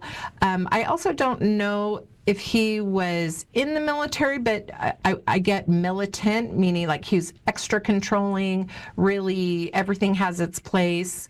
I don't want to say too dominant, but definitely military sort of energy. Does this make sense for you? Yes, you've got him spot on. Okay. And what's interesting is I'm trying to figure out why they're coming up, and I don't know if they were still married or who passed first, but I feel like they're still really connected on the other side, and it may just be entirely in support of you. But I feel like there's something, and it feels more specifically with your father, I feel like there's some things you still need to release to kind of move on with just some other healing in your life. Does this make sense for you? Yes, it does. Okay. I just feel like, I don't know what the betrayal was, but it feels like there was something that he did that really hurt you, and it felt like a loyalty betrayal or something that he said or did that just really, really hurt you. And I feel like it's so interesting that we're having this conversation because I almost feel like I'm talking to myself. I want to say, Kiki, I feel like you're supposed to remove the label for your father, like remove his designation as a parent. And I want you to look at him as a man that lived this hardworking, ethical, committed, deliberate, and I'm going to say also very challenging life. And I want you to just work with that identity and find the respect and admiration that you would have for him, a human being that navigated all of these challenges and didn't give up. Does this make sense? Yes, it does. Okay. So I feel like that first and foremost, I need to put that out there. I feel like just letting go of that, it feels like it opens other doorways for you. So I'm not sure. And I feel like you have a partner. It feels like you're married or have a partner. Is that correct? Actually, it isn't. Okay. So then the energy that I'm getting is that there is a deep connection. Whomever is going to fit, I would say, a companion profile. Okay. I feel like there is some sort of male counterpart, but it feels like it really ties to business. So I don't know if you have a business and it's a business partner that I'm picking up on, or it's a male companion that you once had a relationship with that you're still connected to. But I feel like another current male energy that feels like a companion in some way that crosses over in business. I do have a spiritual teacher that's a male. Okay. And do you talk about business and professional pursuits? No, but I am living in a retreat center that is under his umbrella. Okay. So then if he's sort of your coach, we'll say, right? If he's your coach, your advisor, and you are kind of housed in his vicinity, there's probably some crossover of personal, professional. But whatever the case may be, I feel like you have some abundance coming your way. I feel like you are able to sort of relax, retreat. I feel like you're not having to work as hard as you once did, but you have an influx of more success and abundance coming towards you. So I don't know if you've been working on manifesting new things, but I do feel professionally or from a business perspective that there's something more lucrative coming in your future. Great. I also don't know if someone's proposed another opportunity to you, but I feel like there's also another business prospect that may be presented to you, and you may consider doing that or exploring it a little bit further as well. Does any of this help you? Yes, it does very much. Okay. Thank you. Okay. And then I think just finally, I would say I do see a union for you. It feels romantic in nature. So whether this person is in your immediate circle or not, I do feel a union that is in front of you. Time-wise, I feel like if you're not in a relationship now, I feel like it's something that develops greater intensity in the next 4 to 6 months. But don't be surprised if this is also someone from your past, because I feel this masculine energy that I feel like it's a relationship that you've had or someone that you know. Does this help at all? Yes, it does, Anna Maria. Thank you so much. You're very welcome, Kiki. Thanks for calling in. We hope you join again next week. Oh, thank you for your time. It was perfect. All right. Take care. Bye. So I think we're going to connect now with Stacy in San Bernardino. Yes. Hi, Stacy. How are you? Hi. I'm okay. You're okay? Well, let's see if we can find some other clarity or information that makes you better than okay. How does that sound? Perfect. I love that. Great. So aside from you saying, okay, I mean, I can, we can interpret things by tone of voice and all of that. So clearly I'm going to say just on our greeting, it feels like you, I would say that you're feeling defeated. There's something that you've wanted that didn't come to pass, but also that you've just had a difficult shake recently. Yes. Yes. But yes, you know what, Stacy? And please don't take this as any sense of disrespect or judgment, but I feel like you've had a hard time for a long time. Yes, absolutely. I just feel like this has been going on for years with you, that you've just been rolling up your sleeve, trying to figure it out, being resourceful, trying to find another path, trusting the wrong people. I feel like you've just really been let down a lot. And some of it, and I think you can own that some of this is just being accountable for your own choices. But I really do feel like it's just kind of the company that you have been keeping over the years. They kind of suck. Yes, definitely. Okay. All right. So let's get some. Okay. So let's get some better vibes going here. Yes. So first, I would say I feel like you were at the threshold of a new beginning. So whatever this derailment or this big disappointment that you've just gone through, I feel like it's a reset button for you. I feel like there was sort of a wake up call. Did you just let go of someone in your immediate circle? Yes. Okay. Yes. So you needed to do that. It was long overdue. And here's the challenge. You've got to just cut the ties. You can't do this I feel like you've done this wishy-washy thing with this person before. It's sort of that, it's that recycle, repeat relationship. You know what I mean? Yeah. Okay. So You're this right. time, Exactly. you gotta cut the cord. Okay. Just whatever you need to do to just give yourself at least 6 weeks.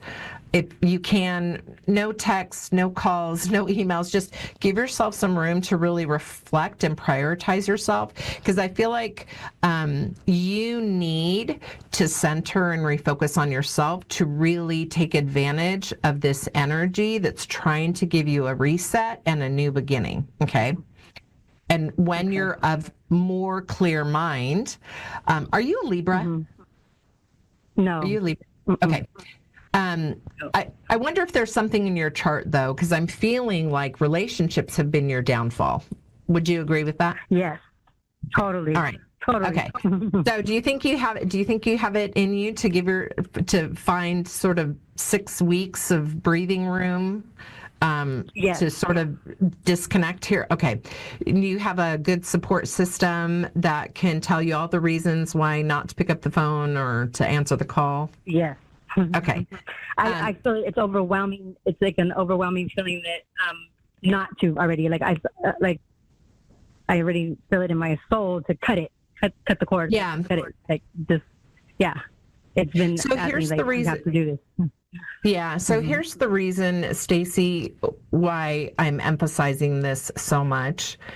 I feel like if you go back on this merry-go-round, it's going to be 10 times worse than it has been. Okay.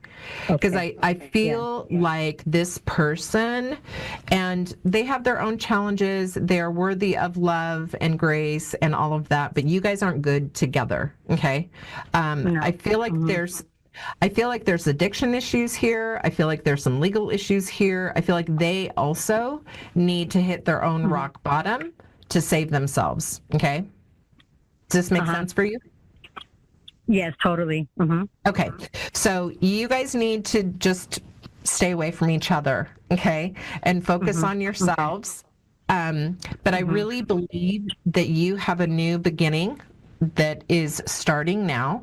So I applaud you for your courage in letting go of someone that you love.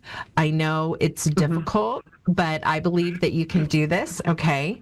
I do feel there's a potential move for you. Have you already thought about moving? No. Okay. So I feel change around residence. Okay. So it doesn't mean you're going out of state or anything like that, but I do feel like something in your home. I feel like you may leave where you're currently living as part of this fresh start. Okay. I also feel like with that, I feel like with the move, it may be tied to a job. So I don't know if you're looking at other employment prospects or if you've been trying to find some new employment, but I feel like they go hand in hand. Does this make sense for you? Yes, I am. Yes, okay. I am trying to find employment. Yeah. Okay. So I feel like the job that you find, it's like either the commute is not good and so you move closer to the job, or there's some sort of connection there, but I feel like the move and the job come together. Did you interview for something recently? Yes, I did. Like in the last 2 weeks? Yes. Okay. Because I feel like what you interviewed for is you're going in the right direction. Okay. So I don't know if you've heard from them or if you are comfortable. I would recommend just following up with them. Don't just let it die. Follow up with them. And even if that position wasn't meant for you, I feel like there's another opportunity they may share with you. Okay. Okay. Perfect. Yes. As I really, really wanted that job too. I really like that's. Yeah, so I want to just make sure that you follow up with them and, and just stay optimistic. And, I try not to put people on blast because this is sort of public stuff, but I'm going to say one more thing about that job. I feel like there may have been something, part of that, either the background application or interview process that you weren't totally transparent about. Okay. So if there was, if you know what I'm talking about. Yeah. Yes, I do. Totally. Okay. Yeah. Okay. So here's the thing. That before that. But, yeah. So here's what I'm going to say, Stacy. When you follow up with them, I want you to sort of feel the water. Just, is everything okay? Are there any open questions? And if you have an opportunity to answer a question differently than you did the first time, I'm going to say I want you to be honest and transparent. Okay? Because I feel like that. Because I feel like you not being honest or transparent about certain things is what will prevent you from getting that job. So that's so crazy. Yeah. Yes, because I did answer the question wrong when she asked. Yes, you're right.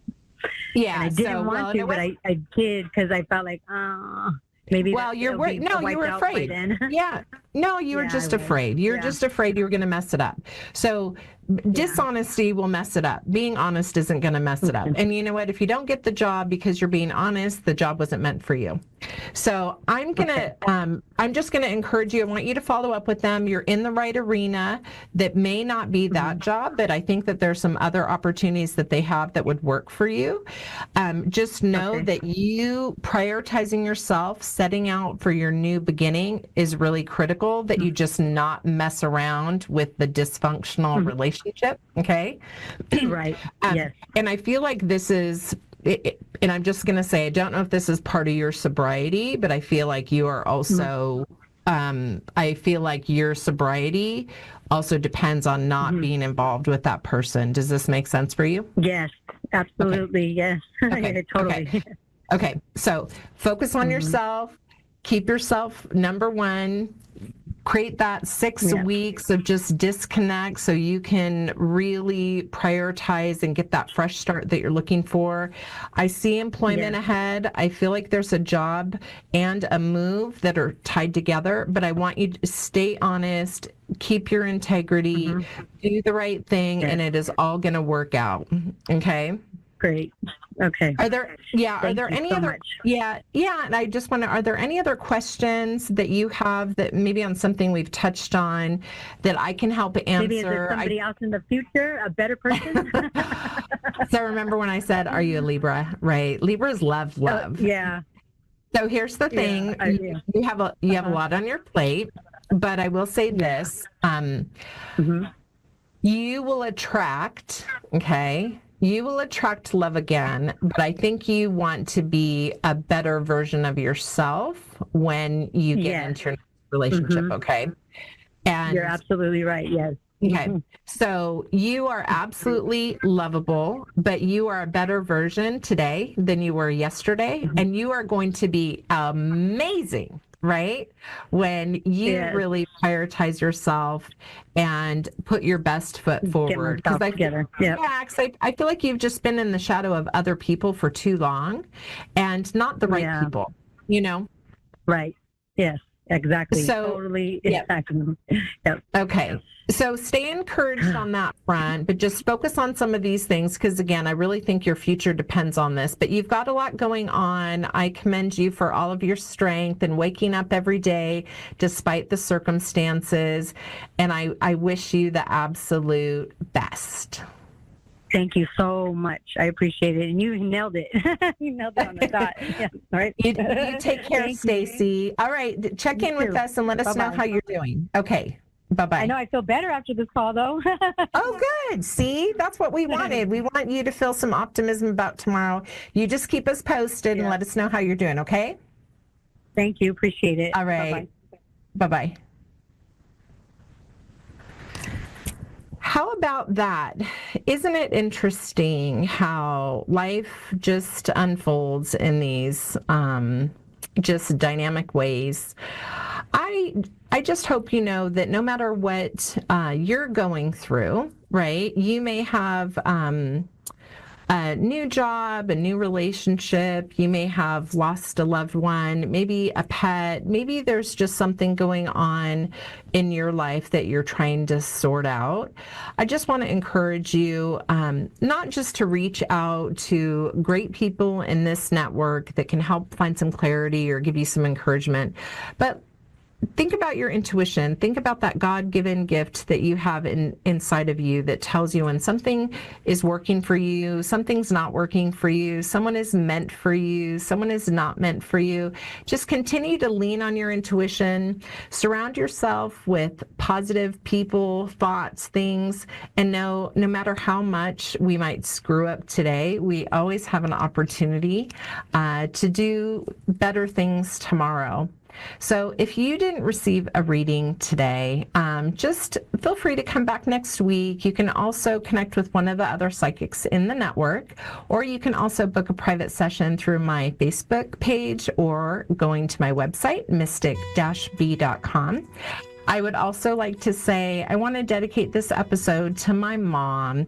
She loved bluegrass music. She played all sorts of instruments, loved music, the arts, but bluegrass had a special place for her. And if you feel inspired, I want you to listen to one of the songs that I've been listening to that reminds me of her. It's called When You Come Back Down by Nickel Creek. And don't forget to check out the video on my Facebook page tomorrow. I'm going to put the recording of my mom's message to me out there.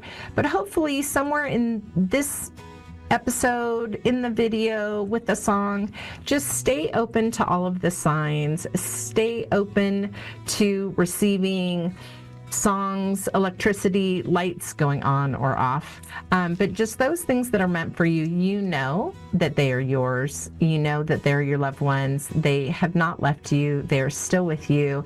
And we thank you so much for being here again this week. Hope to see you next week. And I'm sending you lots of love and lots of light. Take care.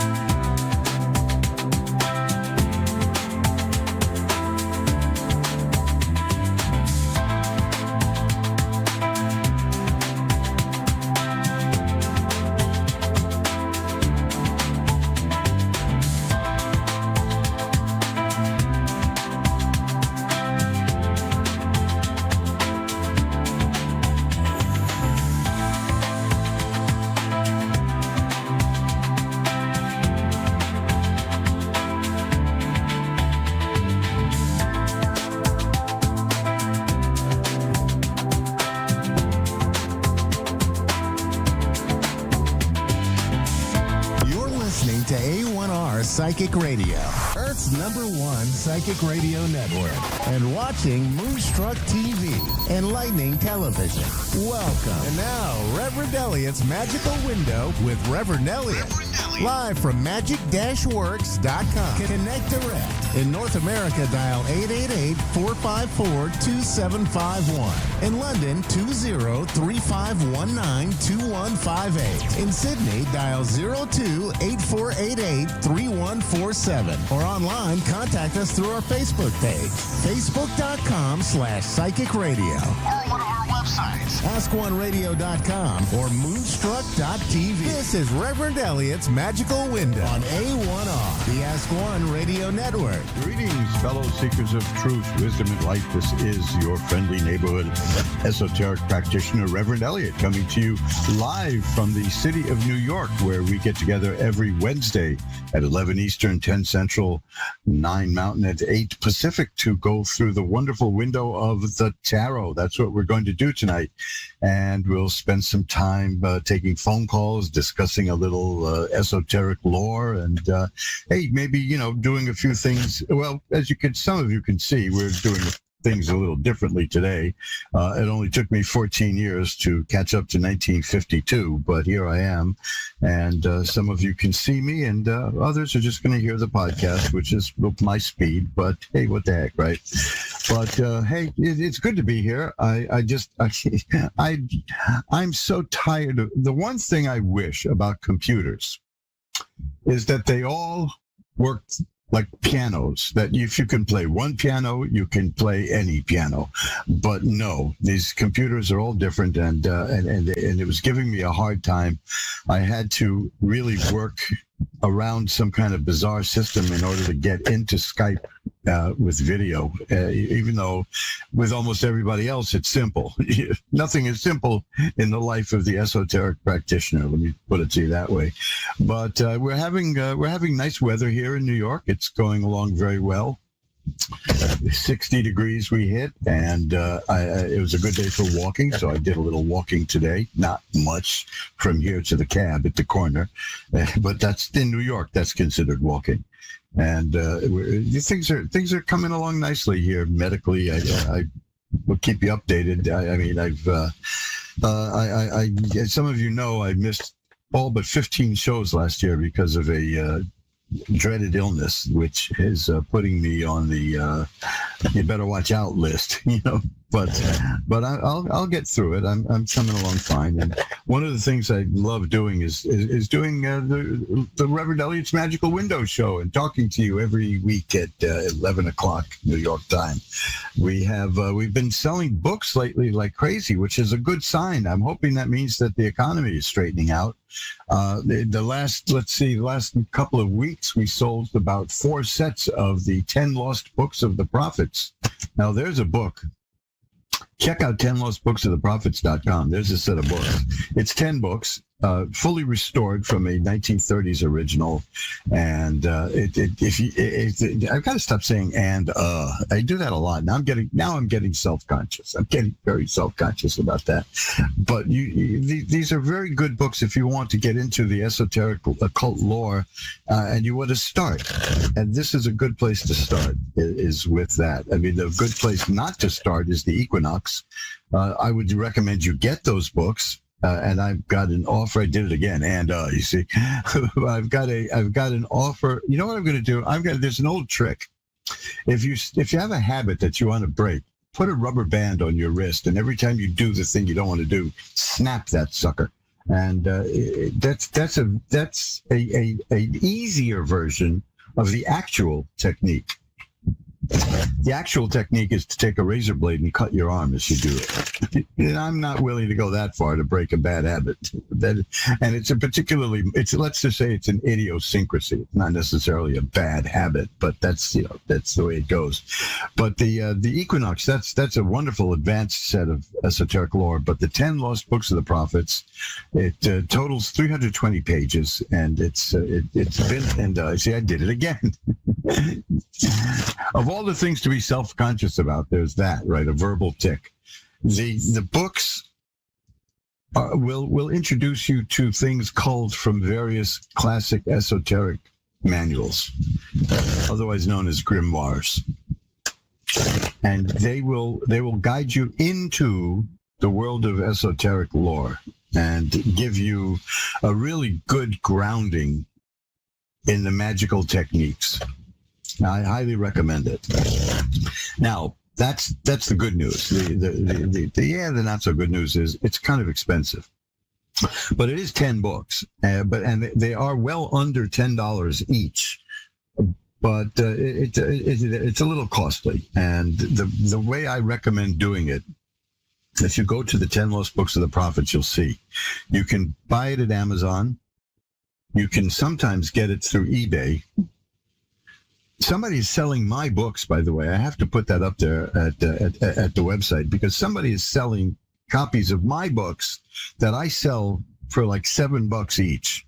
He's selling them for $26 each. You know, that's pathetic. That's sad. But hey, you know, you always go to the source. Go to 10lostbooksoftheprophets.com, and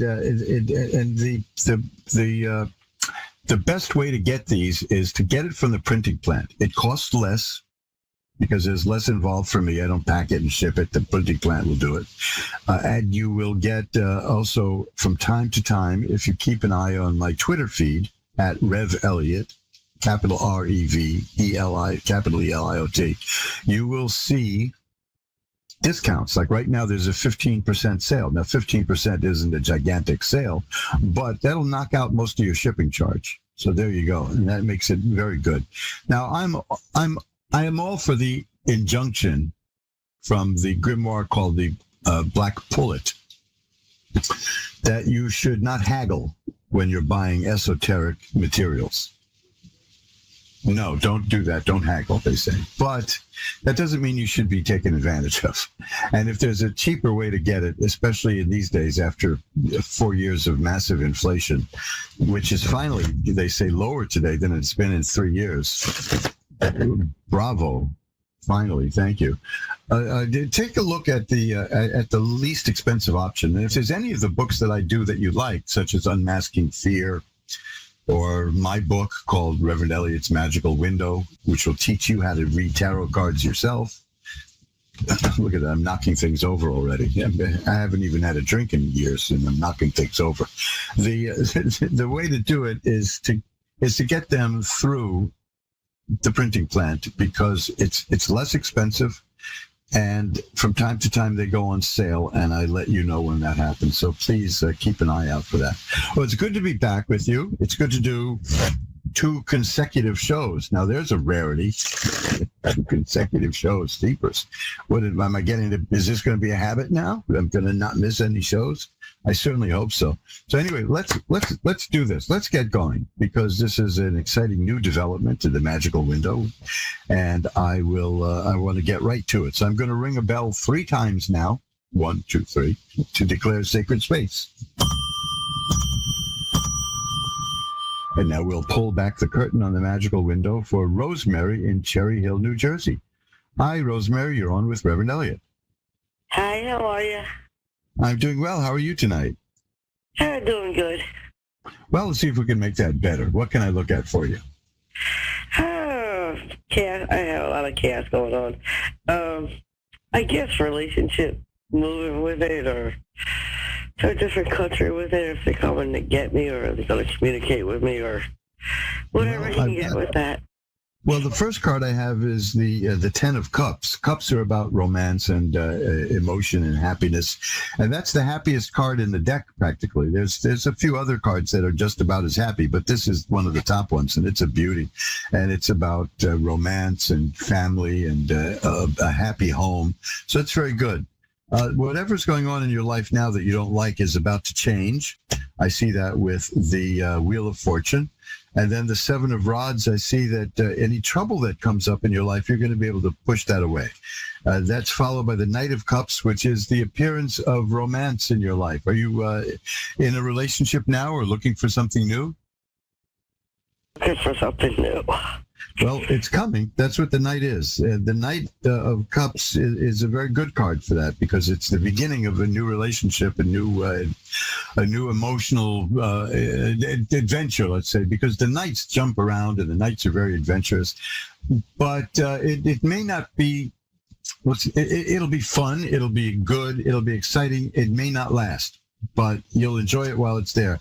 On the other hand, I have here next the card called the Sun. I don't know if you can see that. The Sun card is very happy, and that is another card like the 10 of Cups. You got 2 of the happiest cards in the deck, the 10 of Cups and the Sun. So you're going to be doing all right. I think you're going to get what you want, and it's going to do very well for you. How's that? Appreciate it. Anything else you want to look at? I guess this the situation I'm in right now with my brother, like if it's gonna get cleared very soon, and so I can move forward and leave. Well, let's shuffle up the cards a little bit more and see what we've got. One more time. And, well, it's a difficult situation, correct? Yes. Okay, I'll tell you how I know that, because of the card of the Chariot. The Chariot shows a person who is on a chariot, obviously, with two horses, usually presented as a sphinx, each one. One is black and one is white, meaning they're opposites, meaning they're pulling you in different directions. Means the situation is trying to pull you apart in many ways, but you're strong enough to guide that chariot so that you keep it together. You keep them going the way you want them to. The Queen of Swords tells me that you're very well grounded mentally, that your mind is very clear and clean, and you know what you need to do. Is that correct? Pretty much, but not sure. Well, can't afford like a lawyer and stuff like that. If that makes sense. Yeah, well, that was the next card I have here is the four rather of coins. The five, forget it. The five is bad. The four of coins is somebody who has to be very careful with money, and that, as you say, there you go. That's lawyers and all. But if you need to, is this a criminal case or is it a civil thing? Pretty much more a little bit of both. What my brother's been doing. Well, because if lawyers, obviously, if a person can't afford a lawyer, the government will provide one. But if it doesn't fall into that, or if you don't quite make it to qualify, check around with various law firms. A lot of them do pro bono work anyway. So see if you can find one, because that's important. Now the next thing is these next two cards are about money also, but that means money coming in. I've got the 10 of coins and the 6 of coins, and those are about getting money and doing very well and being comfortable. So it looks like money is in your future. It's just you've got to hang on to it now. You've got to be careful with it at this point, okay? Okay. But but what I see about the overall situation is that you're doing a very good job of handling it emotionally and mentally. So that's good. You're not letting it break you down. Here's another one. It's the King of Coins. See, there's money in your future. Let me put it that way, okay? There's definitely money in your future.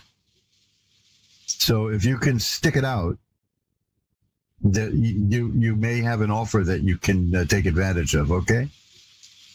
Okay.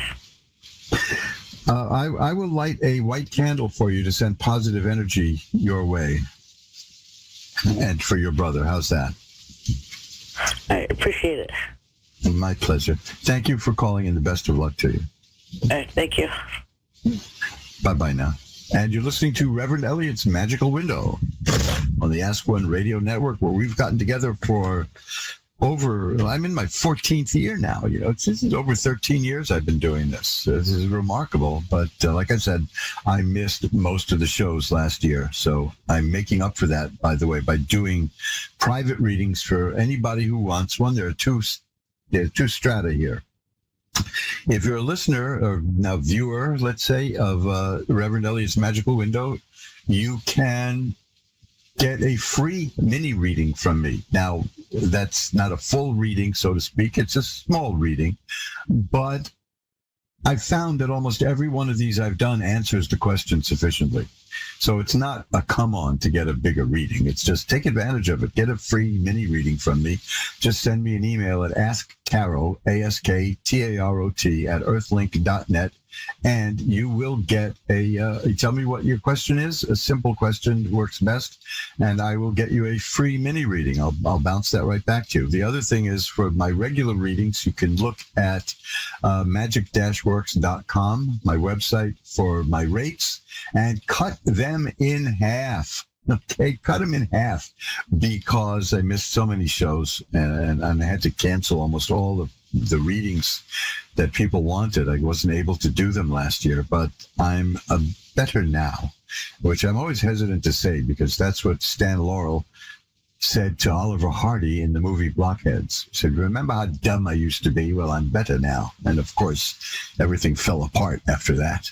So, no. But I am better now, health-wise, and at least they've got me patched up and running like a human being. Amanda in Bathurst, New Brunswick, Canada is next. Hi, Amanda. You're on with Reverend Elliot. Hi. How are you? I'm doing well. How are you tonight? I'm good. Great. What can I look at for you? I wasn't given a specific. Are you a tarot reader or a medium, Yes. or what was it that you do? I'm a card reader. Okay, perfect. Okay. Now, I'll answer anything. I'll answer anything except whether or not they're serious about making Canada the 51st state. Okay, because that's nuts. I don't want to think about it. I don't want to think about it. Anyway, so what would you like to look at in the cards? I want to know if I'll ever reconnect with a friend I had, Mac. A friend that you had? Yeah. He's alive. Oh, okay, good. That makes it easier. No contact. Yes. But I have a feeling we connect with the people who are not alive far more than we suspect. So. Yeah, I'm a reader myself. Yeah. I was talking last week with one of the callers about a book called How I Discovered My Mediumship, which I have at mojoacademy.org. It's a fascinating book about one of the most prominent early 20th century mediums, and what, the living hell that she went through because of it. And it's a story of perseverance. So you do medium work, you said? I don't practice it. But I can. Yeah, the same with me. I mean, I'll do it by looking in the cards, but I wouldn't label myself one. The people who do this full time, it all started accidentally because they didn't realize that they had that ability, and it's always a sad thing. Well, let's see if you reconnect. I'm not seeing the situation moving, because the center card I have here is the Two of Swords, which is a situation that's staying the way it is. But the Three of Coins is an interesting card that symbolizes completion. It's almost as if the cards are saying that this friendship had run its course. Yeah. The Queen of Coins, Queen of Corns. That's good. That would be great. The Queen of Coins is here, but I don't see how that fits in. But the next card is the Star, which is a card of hope and optimism. So I'm not going to rule it out completely, although the cards that I see, I label it a long shot. Although nothing. It was a toxic cycle, so that. Oh, okay. So, well, the Three of Coins is about it's in a different realm of activity, but it's about completion, and it's about something that's done and over, and the Two of Swords is about a situation that's kind of stuck and not going to move anywhere. As I said, the Queen of Coins, I don't know what the heck that's doing there, and the Star tells me that there is a chance. So. As a reader, if you can figure out if that says anything to you, the Queen of Coins, let me know. Could recommend it. To me, I feel like I would have to initiate. Well, yeah, see, that's an interesting thing, because the Three of Rods is here too, and that's about, in its broader sense, waiting for results. And waiting and waiting and waiting, but it does, the results do come through eventually. So you see, the cards are kind of they're giving and taking, you see. My interpretation of this is don't hold your breath, but it's possible. Okay? No, that's okay. That's all right. Anything else? Probably best. Thank you. I actually. Oh. Well, if I still had a chance for another one. Go ahead.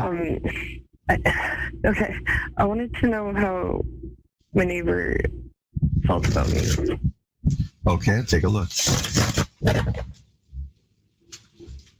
How your neighbor feels about you. There's a good one, right? Yep. There's two of them. They're a couple. Well, the Nine of Coins is about somebody who's comfortable just being alone. And it's not a hermit necessarily, but somebody who's able to enjoy being alone. And the Four of Cups is people who, I represent somebody who doesn't see the true feelings of the person that they're dealing with. So I think they're hiding from you emotionally would be a good way to look at it. Do you get that feeling? I suspected that the boyfriend has a thing for me, and I think it's causing some weirdness. That's a possibility, because the cups would indicate that that's a great possibility. But yeah, I can see that there's something under the surface here. That's what the Four of Cups would be about. You know, that's the one that shows a card with a hand coming out of a cloud, offering another cup. So I believe that. Well, the next card maybe puts the whole thing in perspective. It's the Five of Swords. So somebody kind of behind the scenes who's not too pleased with you and is kind of working against you a little bit. So there you go. I think your intuition is correct that one of them is upset with the other about you. How's that? Yeah. Okay, it would make sense. That's awkward. Okay. Yeah. Okay. Well, those things come and go. You know, people get over them too. So maybe it'll blossom and maybe it won't. You know, it could be a beginning of something wonderful, or it could just be a phase, right? We'll see. I just want to be civil. Well, yeah, there's nothing wrong with that. That's a good way to go. I like that one. That's for sure. But I mean, we had a horrible neighbor here for years. The problem was compounded because he was an ex of my wife's brother. So you know, so I know what you mean. You know, it can be very bad.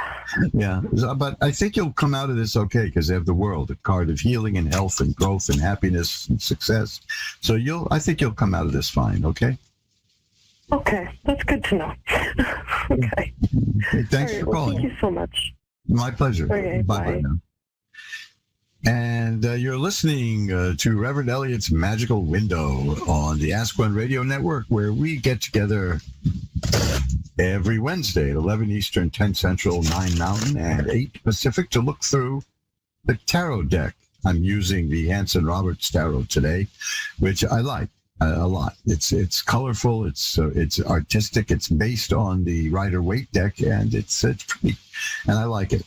Connie in Toronto is next. You're on with Reverend Elliot.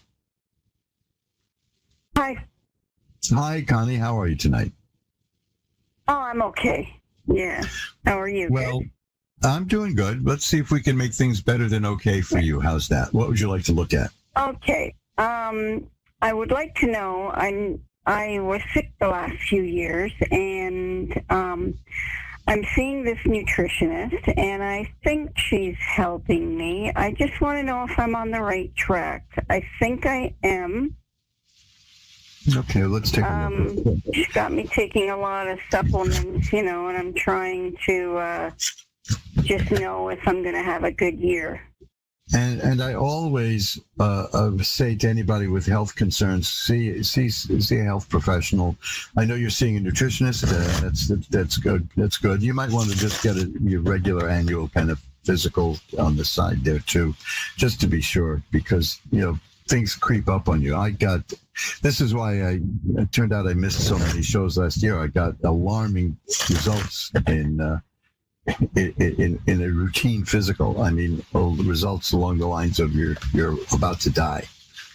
So I'm a big believer in getting these things checked out. I had a wonderful doctor who said the thing I'm that getting a physical in April, and I'll get all my blood work checked in April. Yeah. And that's pretty much what he will check. Other than that, I don't know what he will check. But one of the doctors I saw, one of the physicians and surgeon, was honest enough to say that he considers himself a plumber. So the people who deal with the more lofty things like nutrition and the holistic stuff are very important too. But if you need the plumbing worked on, they're good. They're like auto mechanics, actually. So let's see. Asked my doctor is kind of like, I don't know. He'll do the physical, but he doesn't like check everything, like he's just kind of like that. Like, I'll have to tell him, check this, check that, check this. Oh, he's, well, at least you're not passive. That's what's good. You are. Yeah. You asked about the coming year, and it will be good for you this year. I have the Ace of Cups. That's the beginning of good things in terms of emotion, feelings. Sometimes it relates to romance. Other times it's just about feelings. The Page of Swords is here too. The Ace of Cups and the Page of Swords are good because one relates to the heart and one relates to the mind. And the swords are about you're developing new, powerful ways of thinking. You have some struggle ahead. That's kind of what I'm doing. I have the Five of Rods here, which says you're going to have some struggle ahead of you, but you'll be fine. This is you can handle it. You can make it work out. I think the Eight of Swords says that you're feeling kind of stuck, and the Two of Swords is here too. That's pretty much the same thing. But you have the Ace of Swords, which again is the firm beginning of a new way of thinking. So you're not going to feel stuck for long, is what I see. You're going to break out of that. Yeah. The important thing is that this year, for you, it's going to be characterized by a rebirth of your emotions in many different ways, and a rebirth in the way you think and see the world. And it's going to serve you very, very, very well. Okay? Yeah. Okay. I kind of see that coming. You feel it, and you see that's good. I'm feeling it because I got to go see an orthopedic surgeon for my hip, and I'm just checking all things because I've been in so much pain for so long. Oh, no, these days there's really no reason to be in pain for a long time. And I just got to know how to. There's no real reason to let yourself be in pain for a long time. So, take care of it. They'll help you out. They'll get you going. You do have a good healthcare system up there in good old Canada, and maybe that's why they want to subsume you into the United States and make you the 51st state so that we can get your healthcare system. That might be the reason. I think you and I discovered something. What do you think? Yeah, I don't know what Trump's trying to do. I don't know. Maybe I don't know. It might work. I'll tell you what he's doing, and this is a New York thing. This is a New York business thing. I've been around New York businesses all my life, and I can tell you they have this thing called management by upheaval, or management by revolution, where if a new chief executive comes into a company, the first thing he does is shake it up for no particular reason other than to shake it up. It's just tradition. And I think that's what he's doing. That it strikes me that that's what New York business people do. And he's a New York business people. So he's going to have to work his way through that because it works in New York business, but I don't know if it's going to make friends in Ohio or anywhere, So I'm not going to give him advice because he in a very bizarre way he knows what he's doing. But the question is, what will the results be? And of course, I don't normally discuss politics here, but that's not a political thing. Management by upheaval is a time-honored tradition in New York. When the new boss comes in, people start sending out resumes because they know what's going to happen here. It may happen in other parts of the country, but to me, it's a New York thing. I want to leave you with one card, which is the Four of Rods, which is a card of happiness and a serene home and a very good time. So I think you're headed for a good year. Okay. Well, things are getting better around here. Yeah, they are, and I feel better. Like my health feels better. I think I'm on the right track. I'm just going to make sure that I double check everything. That's all. I bought a new car and everything, and I hope I bought the right car. That's all I'm going to say. Hope I bought the right car. You'll find out, but I'm a big believer in double checking everything. I'm a big believer in redundancy too. I used to joke with my wife. I double checked and I double checked and I double checked, and now they want me to get this extended warranty, and I'm like, I don't know, do I really need that? I double check everything. Yeah, ask around. I double check and triple check everything. Yeah, just to finish what I was going to say, because this is a thing with me. I like redundancy, so I have backups for almost everything I do. But I used to joke with my wife that I've got another wife across town on the east side, until I realized that that's not a very funny thing to say, because she wouldn't talk to me for a week. So there you go. So listen, it's been great talking to you, and the best of luck to you. I think you're going to do very well with all of this. So keep me posted, okay? I can be reached through ask1radio.com. I can be reached through magic-works.com. I'm easy to reach. Just Google Reverend Elliott's Magical Window. And if you want me to pull a few more cards, I'll be happy to do that for you on the house anytime. Thanks for calling. Okay. Thank you very much. Bye. My pleasure. Bye-bye now. And let's shuffle up the cards again as we're rounding the corner here. We're way past the halfway mark. That's good. I'm glad to be doing this, because 2 shows in a row is a benchmark for me, folks. It's been a long time. This is show number 402.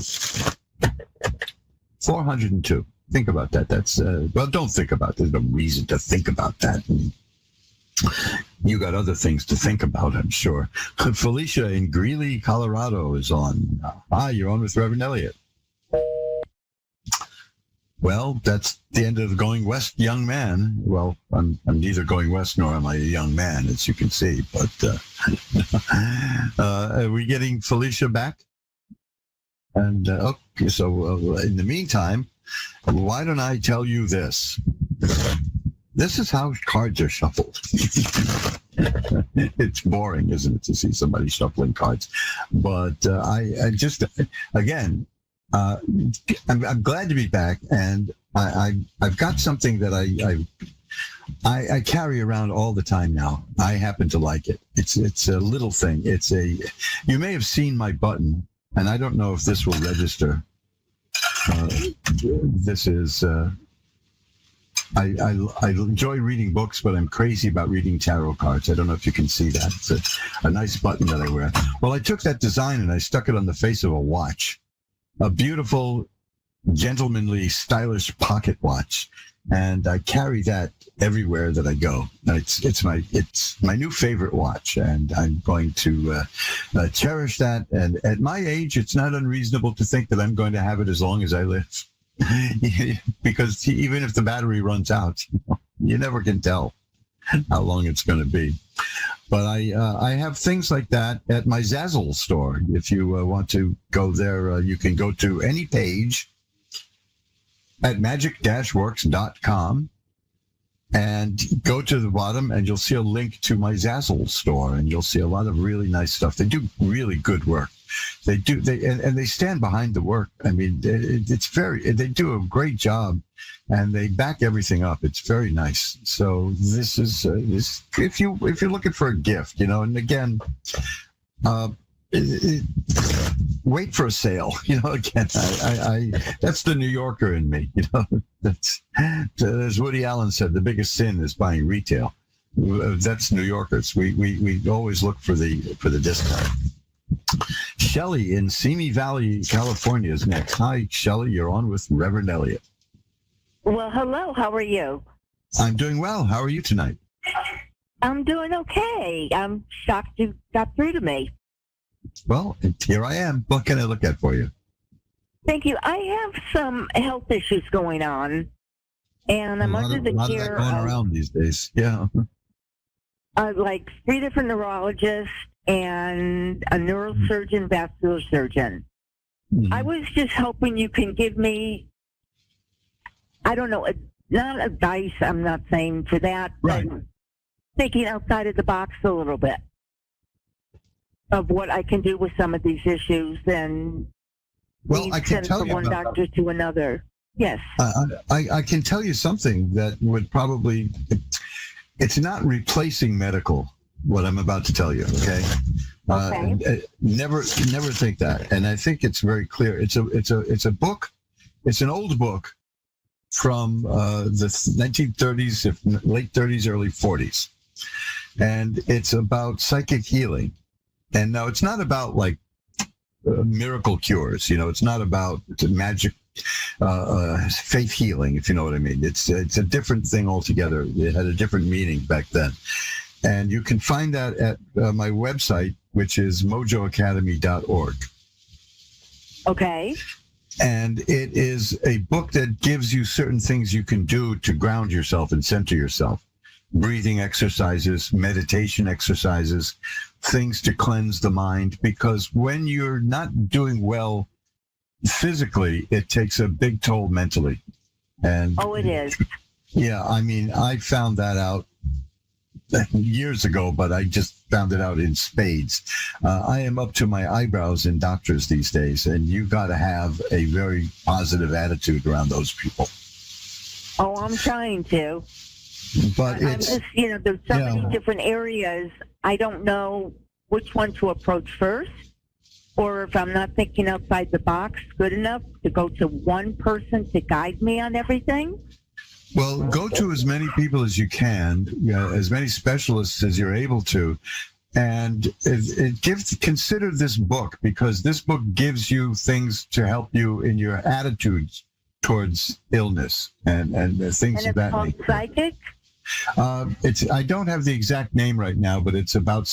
You'll see it's in big letters. It'll say psychic healing. It's a long title, but it says psychic healing. Okay. You can find that at mojoacademy.org. Oh, okay. And how do you spell that? MOJO? Right. MOJOACADEMY, one word, .org. Okay. And if it's not, do that when we hang up. Yeah. Okay. And if it's not there, I think it is, but I've had a hectic year. If it isn't there, then just pick any one of the books which has a link to see it at the printing plant, and go to the printing plant and then click on my store. You can find you'll see Reverend Elliott's other items and do it. But I'm going to put a link. If it's not there now, I'll put it there when we get off the phone, because if it's not there, I'd appreciate that. That's grossly negligent if it's not there, but I'm reasonably certain it's at the homepage. But if it's not there, I will definitely put it there as soon as we get off the phone. Thank you. Okay, I'm not going to take much of your time up, but this is at least another lead into something else. Yeah, because this is about caring for yourself in a different way. It doesn't say don't go to doctors, that's for sure. It doesn't say this is a replacement for medical. That would be grossly irresponsible. But it's about how to do certain things that will enhance your mental and psychic persona, so to speak. And it's worth doing. Understand what's going on more with your body? Yeah, it'll help you with that. And you see, meditation technique is important. I have gotten through some grotesquely bizarre medical procedures, which they told me that, you're going to hate me for doing this. And I say to them, well, would you prefer if I just fall asleep while you do it? And they just bust out laughing. And then the next thing you know, they start working on me and I go to sleep. And then when they wake me up, they say, how did you do that? How did you do that? And I said, I'm going to tell you, but you won't believe me. And I tell them this. Suggestion? It's mind power, meditation. Yeah. I wrote a book called Bending Spoons with Your Mind and Other Miracles of Mind Power, where I go into meditation and the power of that there. That stuff. And they all the doctors tell me that is so fascinating. I'm going to talk to you about that again. I'll call you tomorrow. Guess how many have called me? Everyone. None of them. One? No, they never do. This is just the way it goes. That's right. Even though they saw with their own eyes. They saw it. Yeah. At one point, somebody they inserted a catheter in my left arm that went through to my heart. And they said, this is going to be extremely uncomfortable. And I said, well, then I'll just go to sleep. And they thought it was funny. And then when it was over, the two doctors said that we've been doing this for over 20 years. We never saw anybody fall asleep while we did it. And I said, well, it's about mind control. It's about controlling your body and mental attitude. And they wanted to say, well, we're going to have to talk to you about that. And that's the last I heard from them. You know, it's like a bad first date, you know? So, no. Yeah. No, yes. It's being open-minded to it, though. But they're not. They're just not. And it's too bad. It's just too bad. So I take a look at mojoacademy.org and look for that book on psychic healing. And again, the title is slightly sensationalistic. It's because it's really about taking care of yourself so that you can be receptive to healing, which is that makes sense to me. So take a look at that. And like I said, if it's not there, then check tomorrow, because tonight I'll put it on the website. But I'm pretty sure it's there. And then I'll text you guys. I'll write a little note if I can't find it. Great. All right. Well, thank you so much for your time. Well, my pleasure. It's great to talk to you. You're a very uplifting person. So I think that you've got more than half the battle there, which is maintaining a positive attitude. So I think you'll be fine. Thanks for calling. Things change. Thank you very much. I appreciate it. Bye now. Bye. And let's get in one more call. Suzanne in Halifax, Nova Scotia. You're on with Reverend Elliot. Yes. Hello. Hi, you're on with Reverend Elliot. Is this Suzanne? Hi. Yes. Hi. It is. How are you tonight? I'm good. Great. What can I look at for you? I've got a few minutes left. Quite a few minutes left. So it shouldn't be a problem. Right. What would you like to see?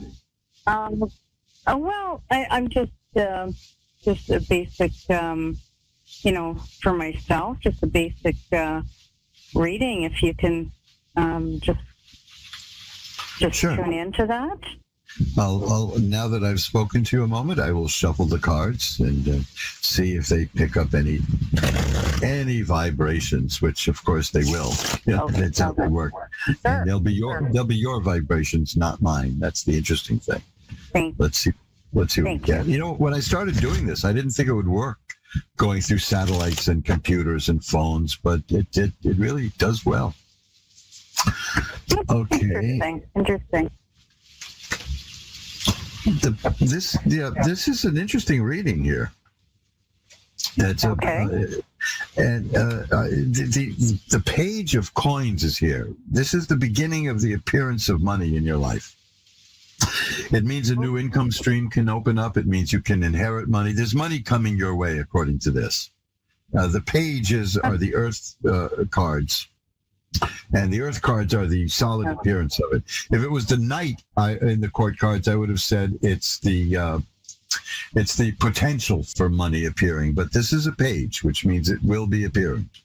The Two of Swords is here, so that tells me it's going to take a little bit of time. It's not going to happen right away. The next thing that's here is another sword card, and this is one of the ugliest cards in the deck, but it's really good. It shows a person lying face down in the mud with 10 swords in her back. Now, that doesn't mean you're dead. That means that life threw its worst at you, and you're going to get up and keep going. That means the worst of the thing is over. If you've been going through some bad times lately, the worst has happened and it's over. So have you had some rough times lately? Health-wise, yes. Well, according to this, the worst is over. The moon is here, which is a card. The moon is a card that is important. It says to pay attention to your subconscious, to maybe keep a dream journal. Your subconscious mind is probably trying to tell you something. So pay attention to your dreams is what I see. And the High Priestess is here. Now that combined with that card tells me that you're a very spiritual, powerful person. that you can. I am. I'm psychic. Yeah, I'm psychic. Yeah.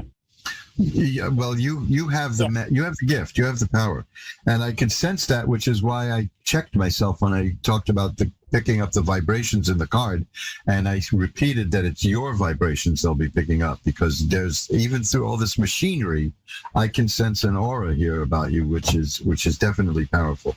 The Nine of Rods is here. Whatever is coming your way, you're prepared for. This is a card about a person who's been through the ringer, which of course is implied in the Ten of Swords too, because the world threw a lot of bad stuff at you, but you're still here and you're going to do well.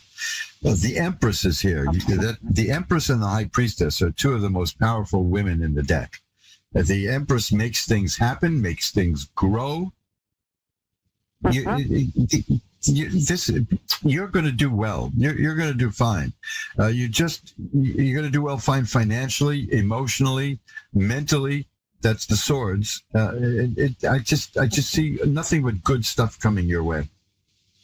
Okay. So that sounds great.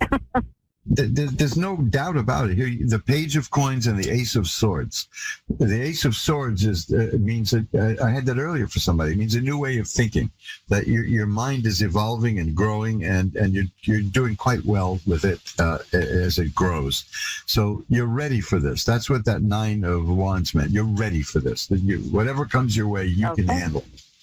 So hang in there, and the good times are going to start for you. You're going to have a very good year and a powerful year. That's good. Okay? That's great. Thank you. My pleasure. Thank you for calling. Well, that's it. We've come to the end of another segment of Reverend Elliot's Magical Window, although this one is a little bit different, which you've probably noticed. Anyway, gosh, this was good. You know, I was so chatty last week that I think I only did 3 readings. So I'm glad I got more in today. And that's a very good thing that I want to make sure that people see. So I'm going to put that on my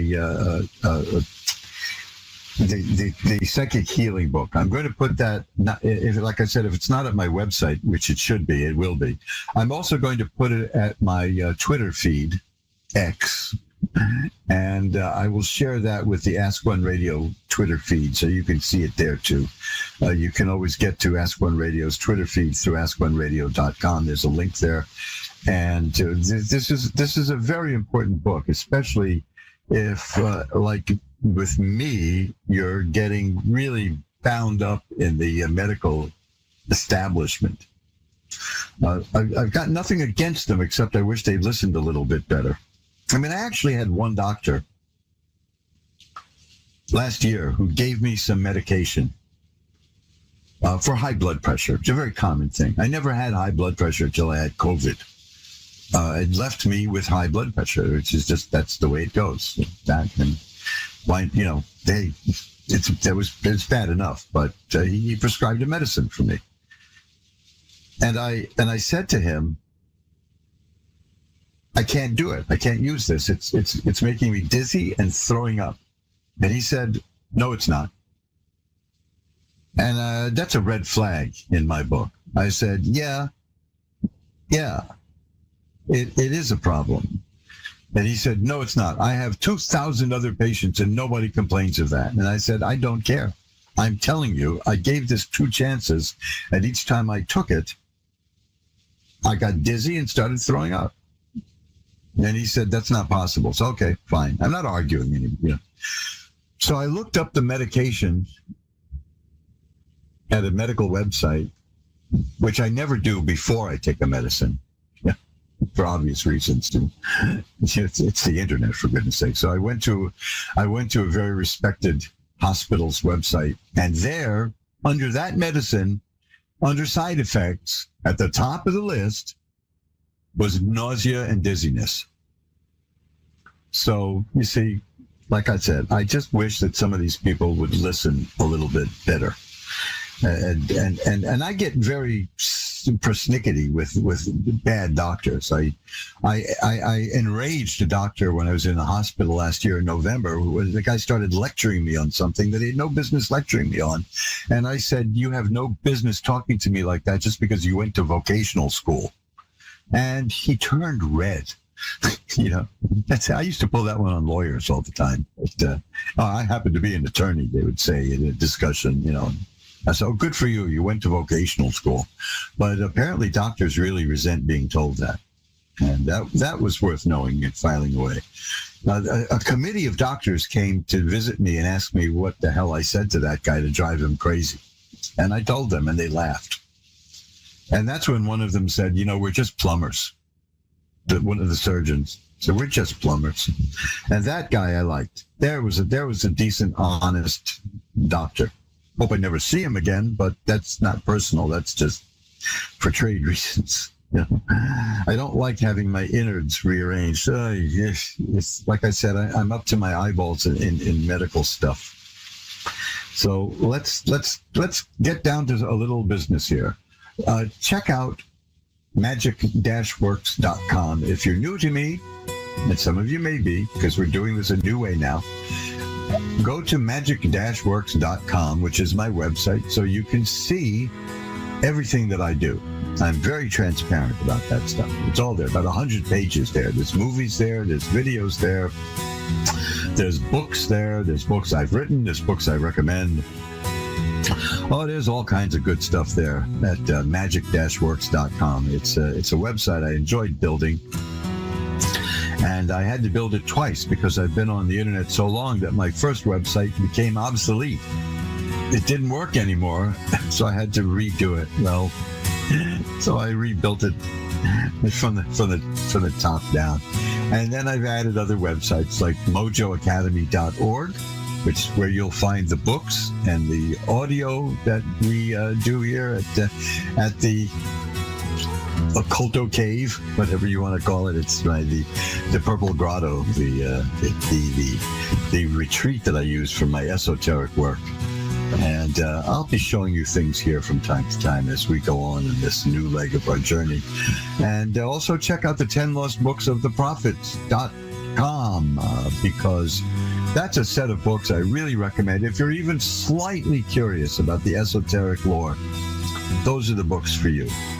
The 10 Lost Books of the Prophets. They've only been available in original copies from the 1930s, so about this big, little teeny books. I digitally restored them. I cleaned them up. I took out the typos. There was work. That's why it took a year to restore those things. I took out the typos. I put them back into 10 books. A 7.5 by 7.5 is the size, so it's good. It's a good size. It's hefty, and it's available in hardcover for the first time ever in history. You can find all that at 10lostbooksoftheprophets.com. Well, that's it for the Carnival Barker part of our get-together. I am going to bid you farewell now until next week, unless you want to send me an email at asktaro@earthlink.net, and I'll be happy to chat with you about anything you want to. My rates for having a conversation with you are very affordable. They're free. I don't charge for talking to you. So that should do it. So until we meet again, remember, time flies. It's up to you to be the navigator. Bye-bye now.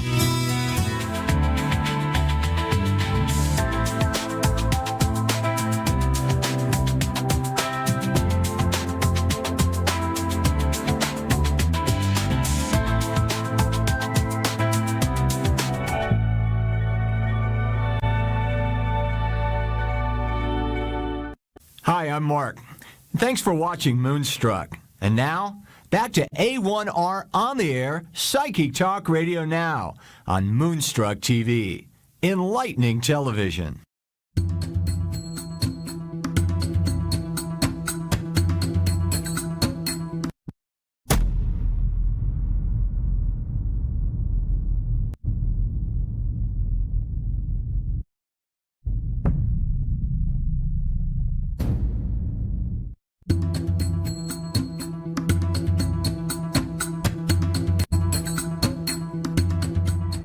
Hello, everybody. I'm so happy to be